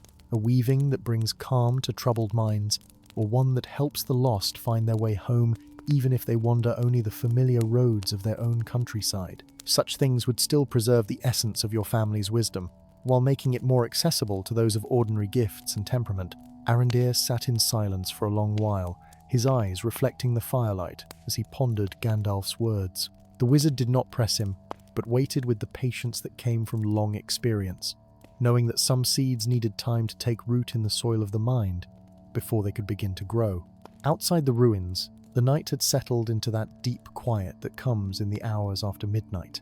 when even the owls have finished their hunting, and the world seems to hold its breath in anticipation of the coming dawn. The fire crackled softly, and somewhere in the distance, a fox called to its mate, the sound carrying clearly through the still air.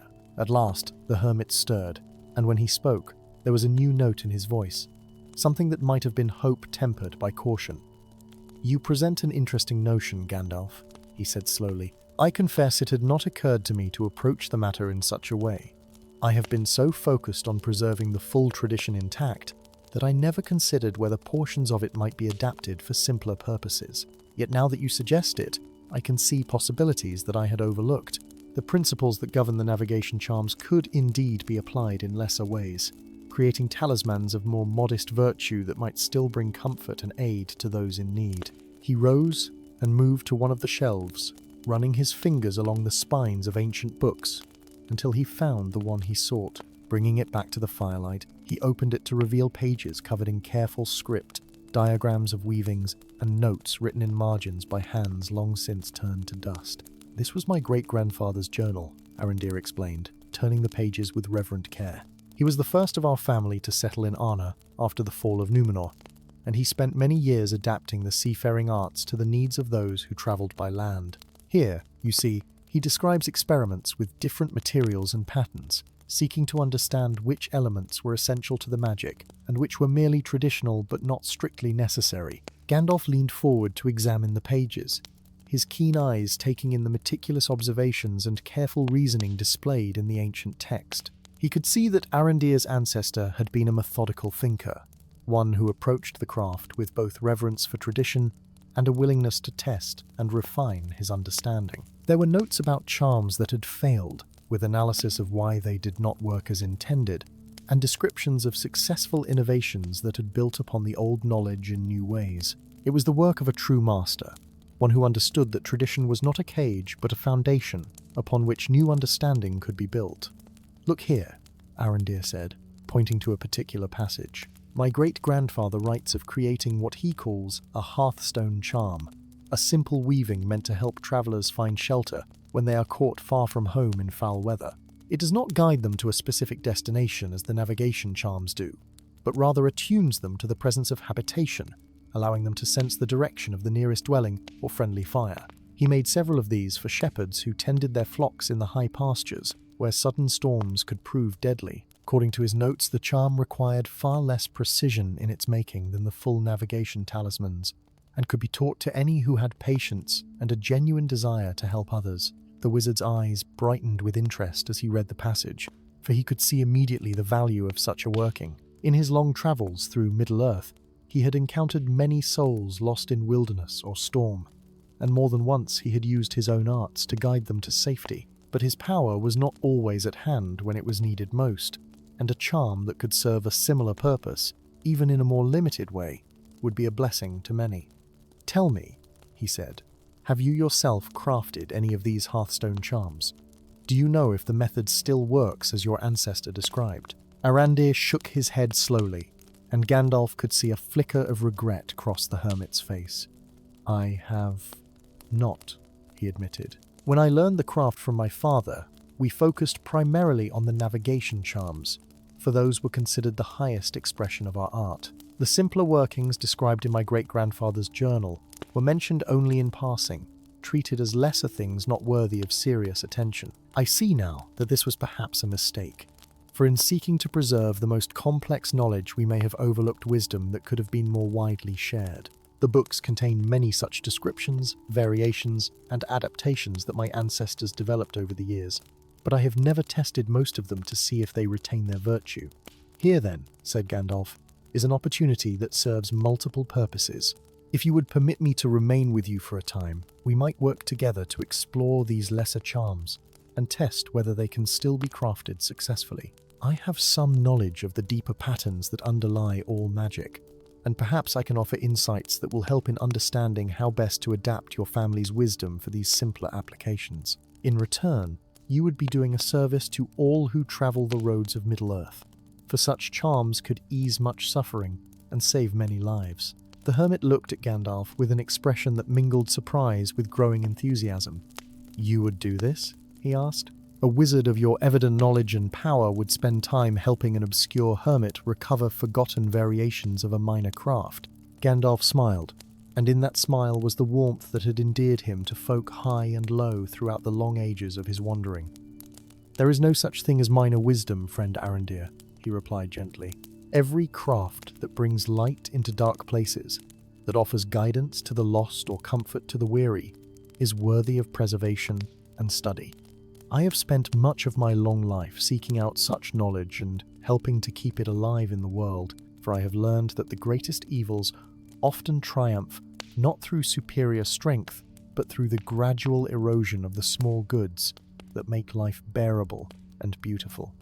And so it was decided that Gandalf would remain with Arandir for a time, and together they would delve into the ancient texts and attempt to recover the simpler charms that had been set aside in favor of more complex workings.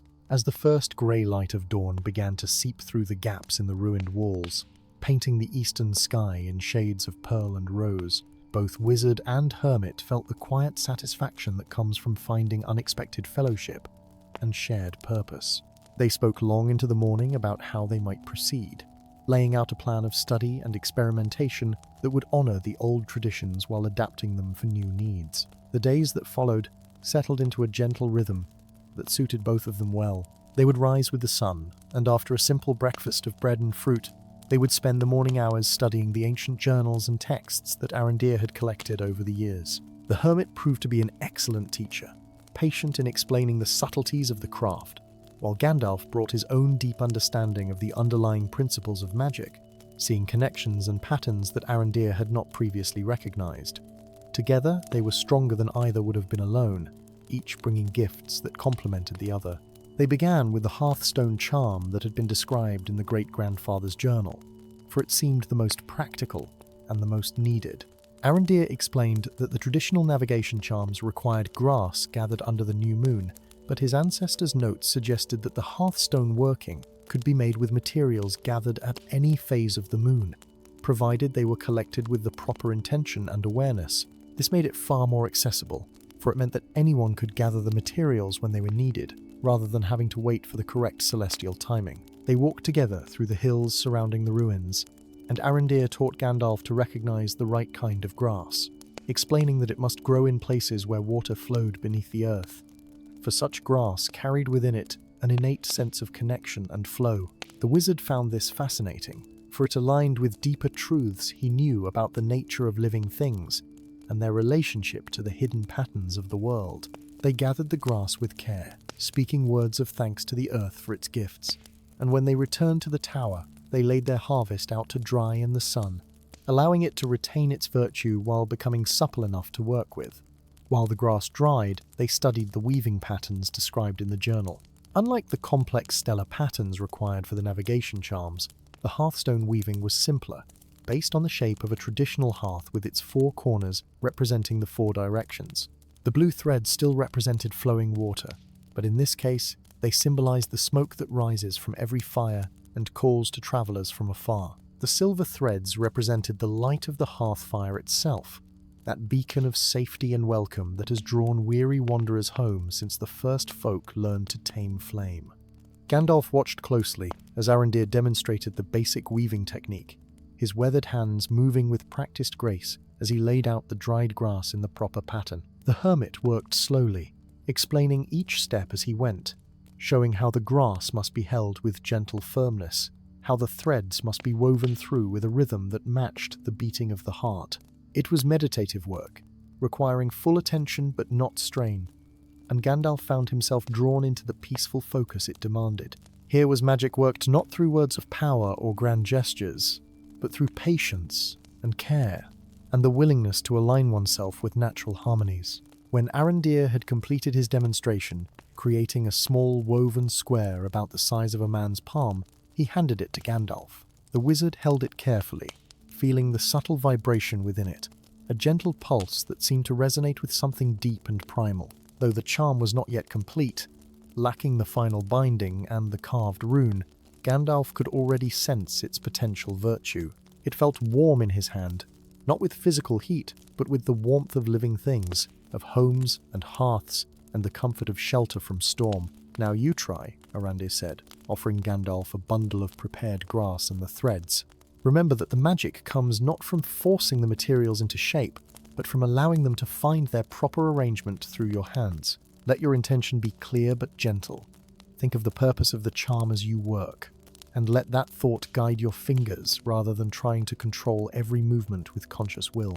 It is like following a song you know well, where the melody carries you forward without need for constant thought." Gandalf took up the materials and began to work, his long fingers moving with surprising dexterity for one whose hands were more accustomed to gripping a staff or writing with quill and ink. At first his movements were uncertain, too deliberate and controlled, and the grass resisted his efforts, refusing to lie smoothly. But gradually, as he released his need to master the process, and instead allowed himself to be guided by the rhythm Arandir had shown him, the work became easier. His hands found their own wisdom, and the grass began to cooperate, weaving itself into the proper pattern, as if it too understood the purpose for which it was intended. The afternoon sun streamed through the gaps in the ancient stones, casting patterns of light and shadow across the workbench where wizard and hermit sat side by side, their fingers busy with the patient work of weaving. There was something deeply peaceful about the activity, a quality of timelessness that made the hours pass unnoticed. Outside, the wind sighed gently through the ruins, carrying with it the scent of wild thyme and the distant call of curlews wheeling over the moors.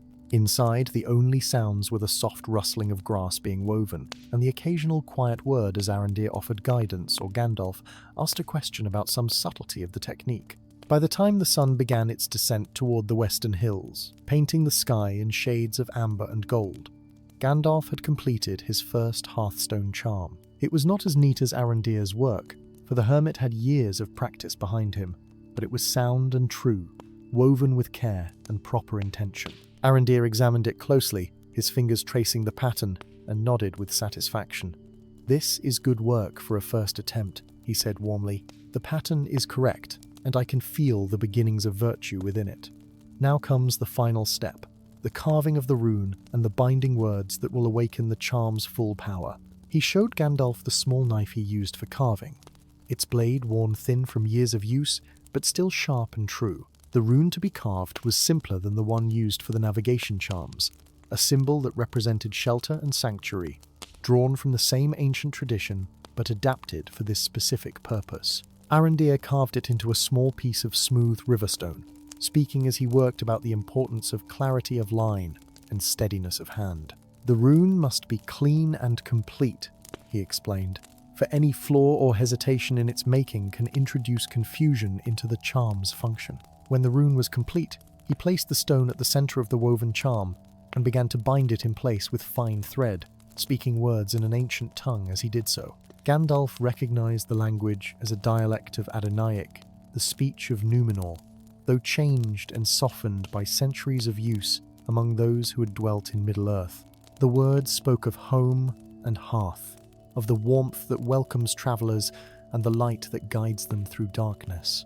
As Arandir spoke, Gandalf felt the charm come alive in a subtle way, its gentle vibration growing stronger and more focused, like a candle flame finding its proper burning after the wick has been trimmed. "There," said Arandir, holding up the completed charm. "It is done. Now we must test whether it truly works, whether the old knowledge still holds virtue in these latter days." But it was growing late, and they agreed to wait until the following day to conduct a proper test.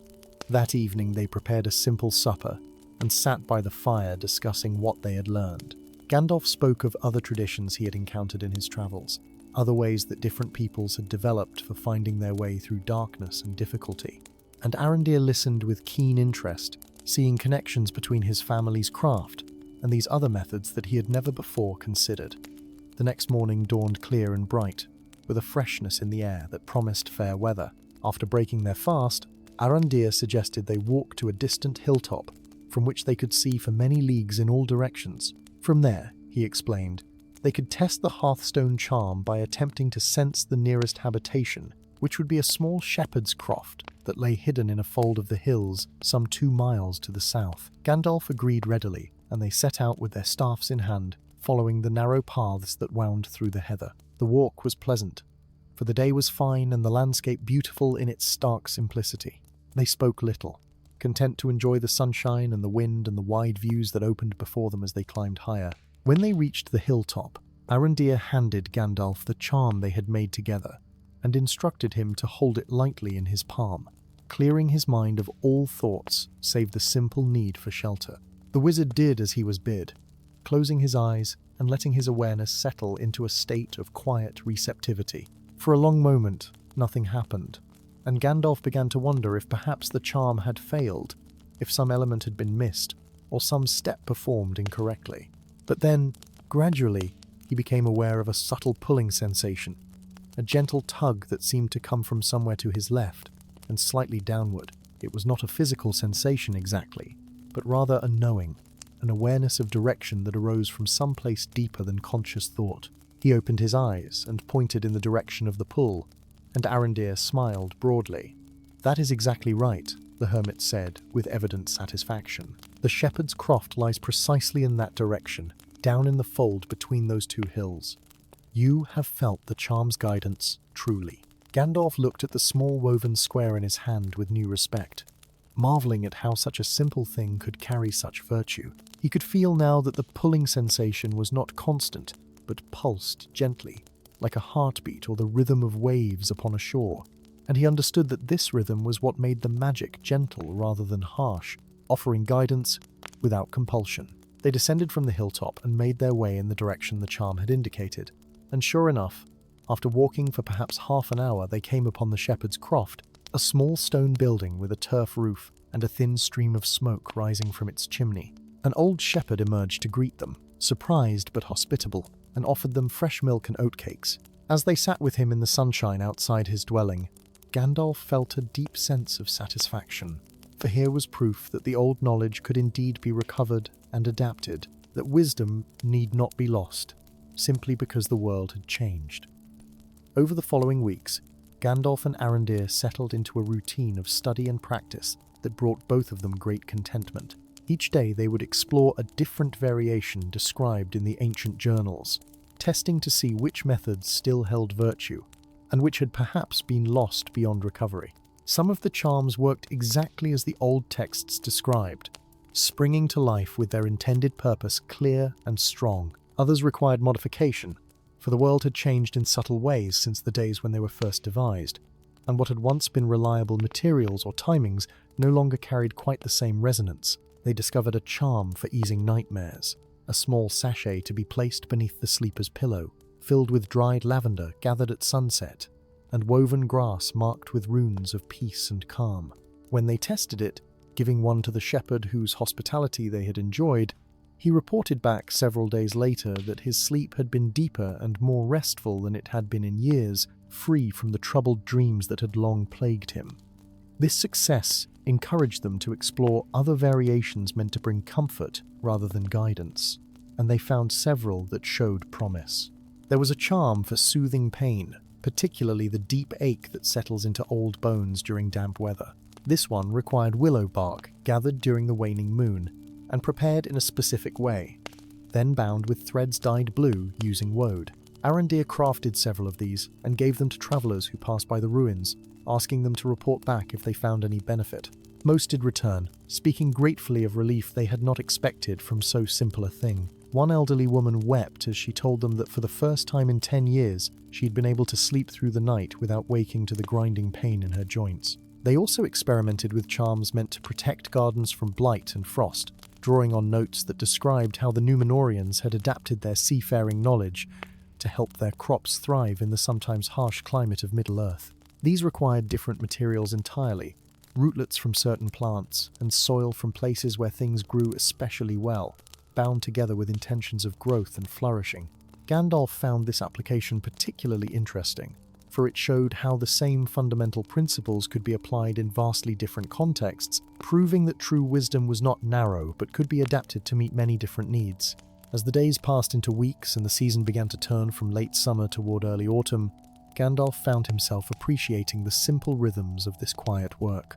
There was something healing in it, a respite from the weightier concerns that usually occupied his thoughts.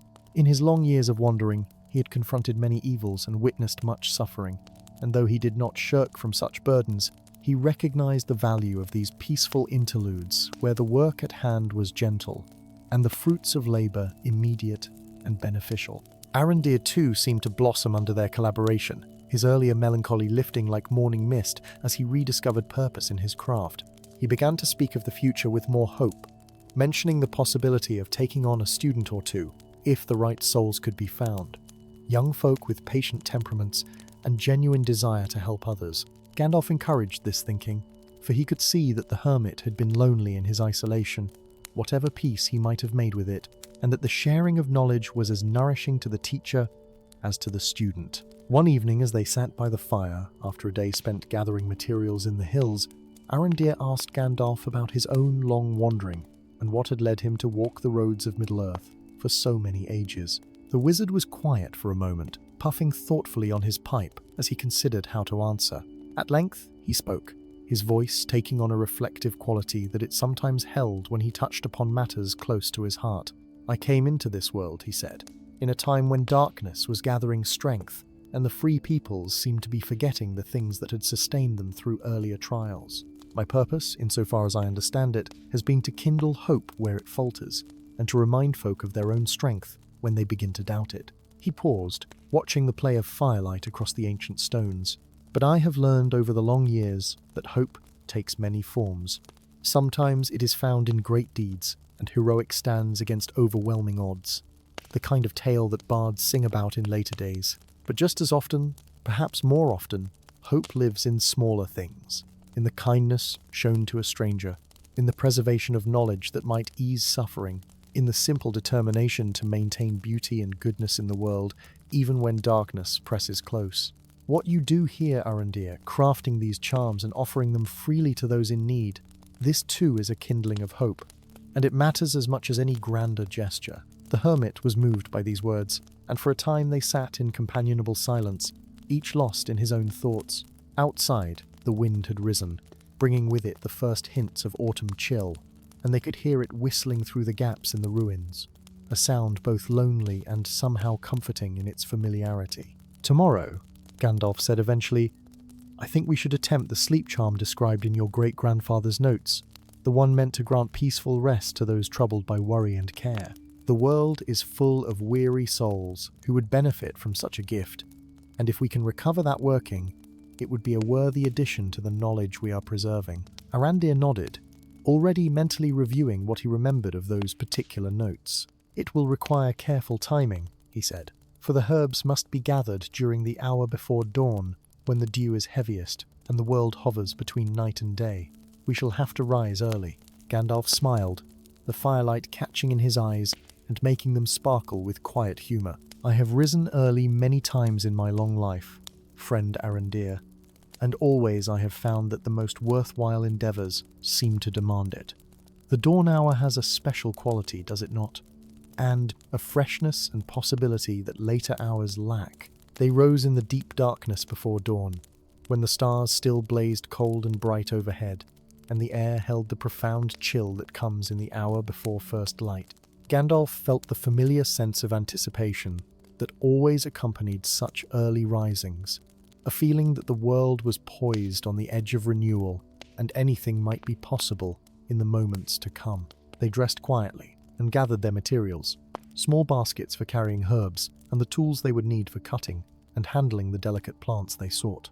Arandir had studied the journal carefully the evening before and knew exactly which herbs they needed and where they might be found in the surrounding countryside.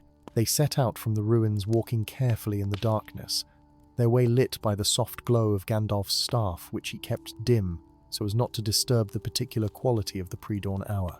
The stars wheeled slowly overhead in their eternal dance, and toward the east, the sky showed the first, almost imperceptible lightning that heralded the coming day. The air was utterly still, holding its breath as the world waited for the sun to rise, and their footsteps seemed loud in the profound silence, even though they walked with care.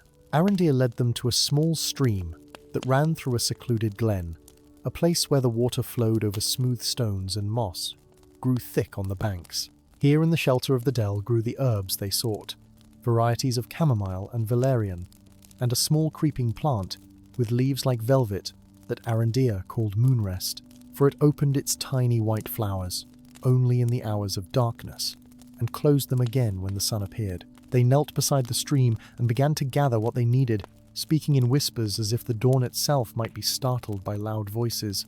The work required great care and attention, for each plant had to be approached with proper respect and harvested in a specific way.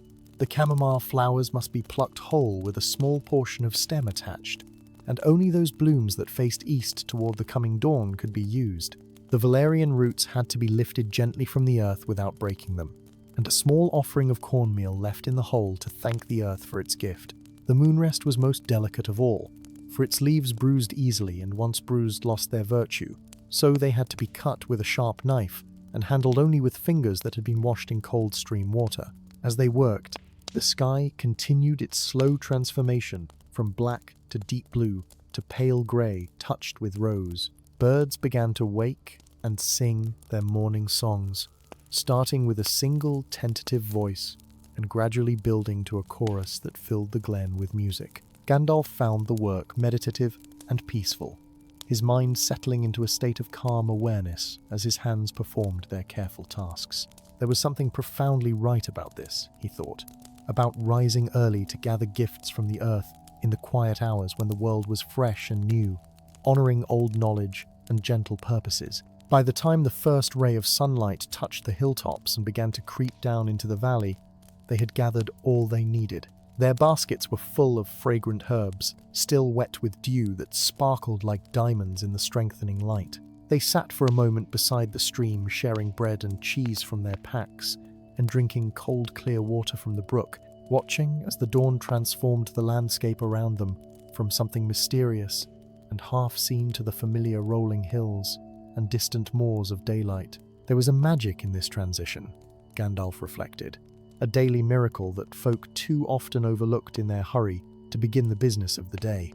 When they returned to the ruins, the sun was well up and the world had settled into its daytime rhythms. They spread their harvest carefully on clean linen cloths, sorting and arranging the herbs with meticulous attention, for Arandir explained that the order in which they were dried and later combined would affect the charm's potency. The chamomile must be laid in patterns that echoed the spiral of sleep, the valerian roots arranged like the spokes of a wheel, and the moonrest leaves scattered between them like stars in the night sky.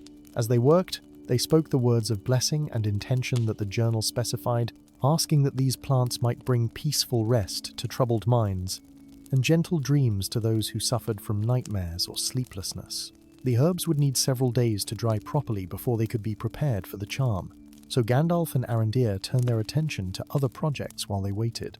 They worked on refining the Hearthstone charm, making several more examples to give to travelers, and Gandalf suggested modifications that might make the charm even more effective. What if, he proposed, we were to add a small piece of charcoal from a hearth fire to the weaving? Charcoal carries within it the memory of warmth and flame, and it might strengthen the charm's ability to guide folk towards shelter and safety. Arandir considered this thoughtfully, his fingers absently plaiting a length of grass as he pondered the suggestion. It is an interesting notion, he said slowly, and it aligns with the principles as I understand them. Each material we use carries certain qualities and associations, and charcoal certainly embodies the essence of hearth and home. Let us try it and see what results.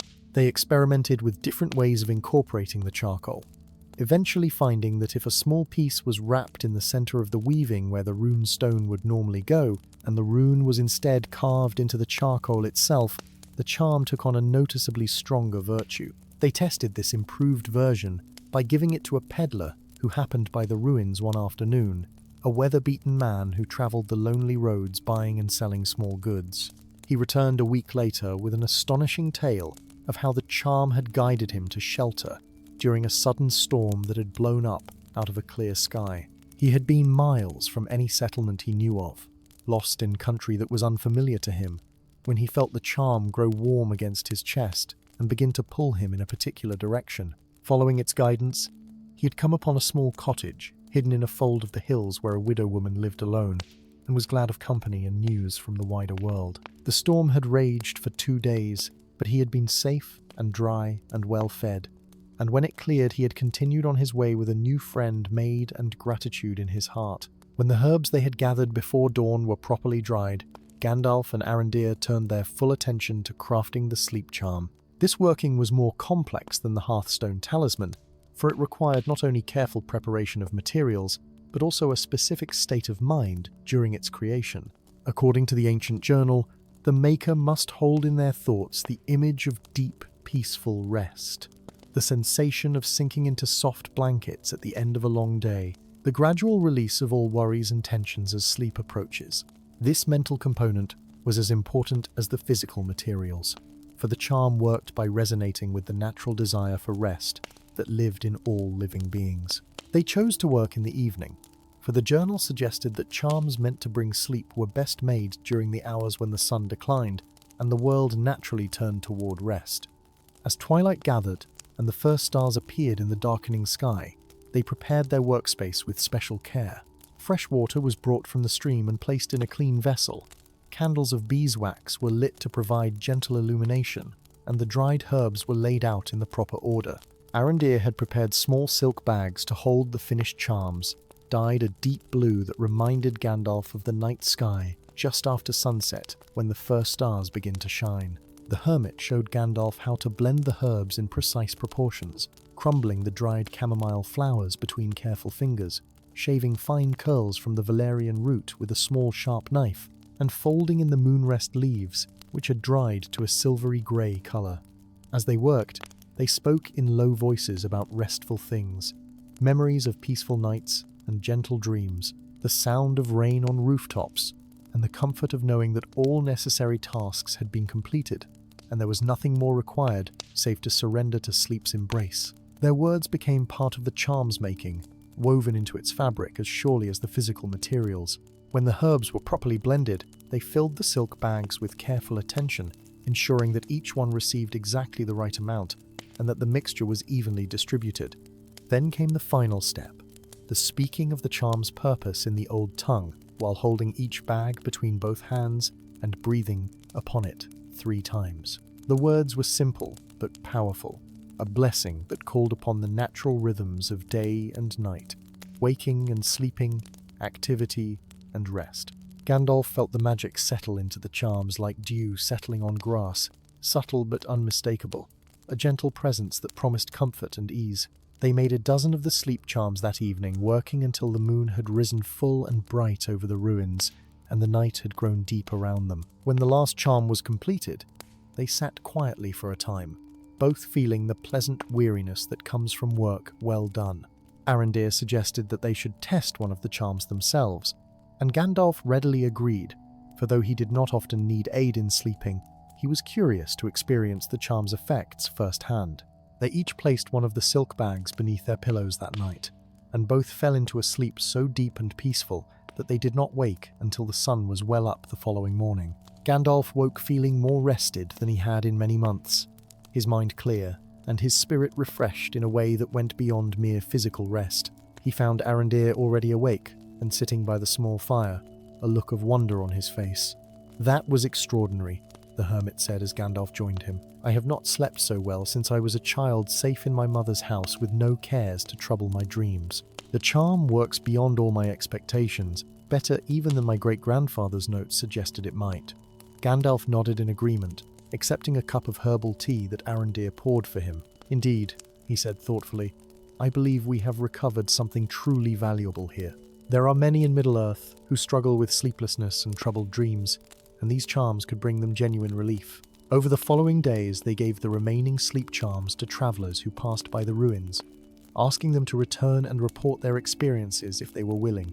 Most did come back, speaking with gratitude of nights free from worry, of dreams that were pleasant rather than disturbing, of waking refreshed and ready to face the day's challenges. One woman wept as she told them that for the first time in years since her husband's death, she had slept without waking in the dark hours to grieve and worry. An old merchant spoke of finally sleeping through the night despite the aches in his joints that usually kept him wakeful. A young man reported that the nightmares that had plagued him since childhood had ceased entirely, replaced by dreams so peaceful he could barely remember them upon waking. As the autumn deepened and the leaves began to turn gold and russet on the surrounding trees, Gandalf knew that his time with Arandir was drawing to a close. He had stayed longer than he had initially intended, drawn by the peaceful rhythm of their work together and the satisfaction of helping to preserve and adapt the old knowledge.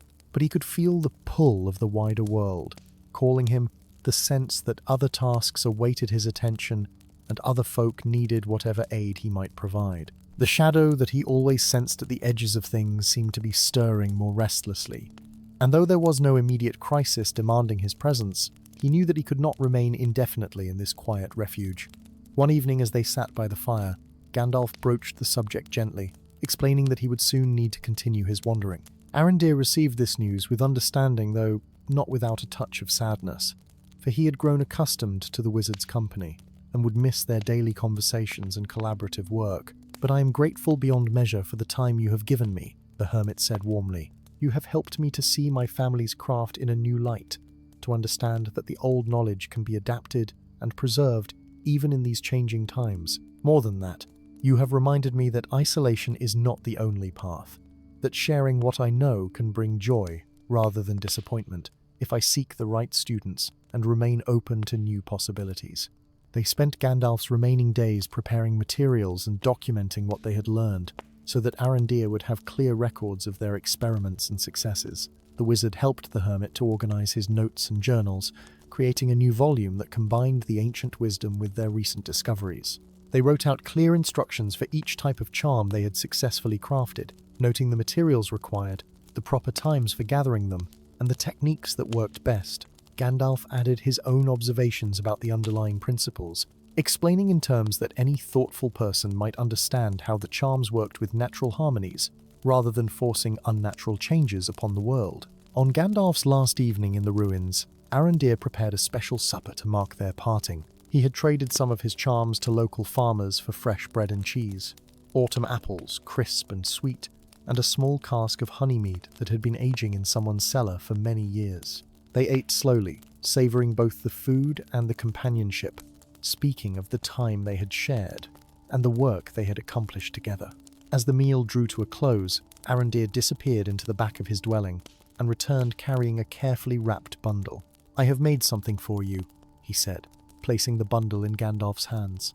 "A gift to remember our time together and to aid you in your continued wandering." The wizard unwrapped the cloth to reveal 3 items, each crafted with evident care and skill. The first was a hearthstone charm, larger and more elaborate than the ones they had made for travellers, woven with exceptional fineness and marked with a rune that seemed to glow softly in the firelight. The second was a sleep charm in a bag of the finest silk, dyed a blue so deep it was almost black, embroidered with silver stars that caught the light when it moved. The third was something they had not made together, a charm of Arandir's own devising, a small woven circle meant to be hung above a doorway to bring peace and protection to all who passed beneath it. Gandalf was deeply moved by these gifts, recognizing in them not only the hermit's skill, but the genuine affection that had grown between them during their weeks of collaboration. "Thank you, my friend," he said quietly, his voice thick with emotion. "I shall treasure these and carry them with me on my travels, and whenever I use them or see them, I shall remember these peaceful days and the wisdom we recovered together." He paused, then reached into his own pack and drew out a small leather-bound journal, its pages blank and waiting to be filled. "This is for you," he said, handing it to Arandir. "For the students you will surely find, so that you may teach them not only the charms themselves, but also the spirit in which they should be made, the understanding that true magic serves life and brings comfort, rather than seeking power for its own sake." That night they sat late by the fire, reluctant to end their time together, speaking of many things both weighty and light. Gandalf told stories of his long wandering, tales of places far distant and peoples different from those Arandir had ever known, while the hermit shared memories of his family and the traditions that had shaped his understanding of the craft. As the fire burned low and the night grew deep around them, their conversation grew quieter and more reflective, touching on matters of meaning and purpose that are best discussed in the small hours when the world is still and the mind turns naturally to deeper contemplations. When at last they retired to their rest, both men placed the sleep charms beneath their pillows and fell into dreams that were peaceful and renewing, filled with images of growing things and flowing water, of stars wheeling overhead and paths that led through beautiful country toward destinations both known and mysterious. In the morning, Gandalf rose early as was his custom, gathering his belongings and preparing for departure, while Arandir still slept. He did not wake the hermit, for he knew that farewells were sometimes easier when they came softly, without prolonged ceremony. Instead, he left a note written in his clear hand, expressing once more his gratitude and offering a final word of encouragement for the work that lay ahead. As the sun rose over the ruins and began to paint the surrounding hills in shades of gold and amber, Gandalf stepped out into the fresh morning air and turned his face toward the road. He carried with him not only Arandir's gifts, but also the memory of peaceful weeks spent in worthy labor, the satisfaction of having helped preserve something valuable, and the knowledge that somewhere in Middle-earth, a lonely hermit had been reminded that his knowledge mattered, and his craft could still serve the good of those who traveled the world's winding paths. These things warmed his heart as he walked, and he found himself humming an old tune, a melody from the elder days that spoke of the simple joys that make life sweet. In the months and years that followed, Gandalf would occasionally hear word of Arandir, for the hermit had indeed begun to take students, carefully chosen folk who showed the right temperament and genuine desire to learn. The charms they made together spread slowly through the northern lands, bringing comfort and guidance to travelers, ease to troubled sleepers, and protection to those who dwelt in lonely places. The knowledge that had nearly been lost was preserved and adapted, living on in new hands and serving new needs while remaining true to the principles that had guided it since the ancient days of Númenórean. And sometimes, when Gandalf found himself in need of shelter during his wandering, he would take out the hearthstone charm that Arandir had made for him, and it would guide him to unexpected havens where kindness waited and rest could be found. On nights when the weight of his long watch seemed particularly heavy, he would place the sleep charm beneath his head and sink into dreams that renewed his strength and reminded him of all the good that still endured in Middle-earth, despite the gathering shadows. And wherever he hung the peace charm above a doorway, whether in his own temporary dwelling or as a gift to others, that place would know a measure of tranquility and safety that felt like a blessing from gentler times. Thus the gentle magic of an ancient craft lived on, preserved through the meeting of wizard and hermit in forgotten ruins, a small light kindled against the darkness, a quiet victory of wisdom and patience over the forgetting that threatens all good things in the passage of years. And in this way, the world was made a little better, one charm at a time, one peaceful night's sleep at a time, one weary traveller guided safely home at a time, which is how all the greatest goods are truly accomplished, through small acts of care, repeated faithfully across the long ages of the world.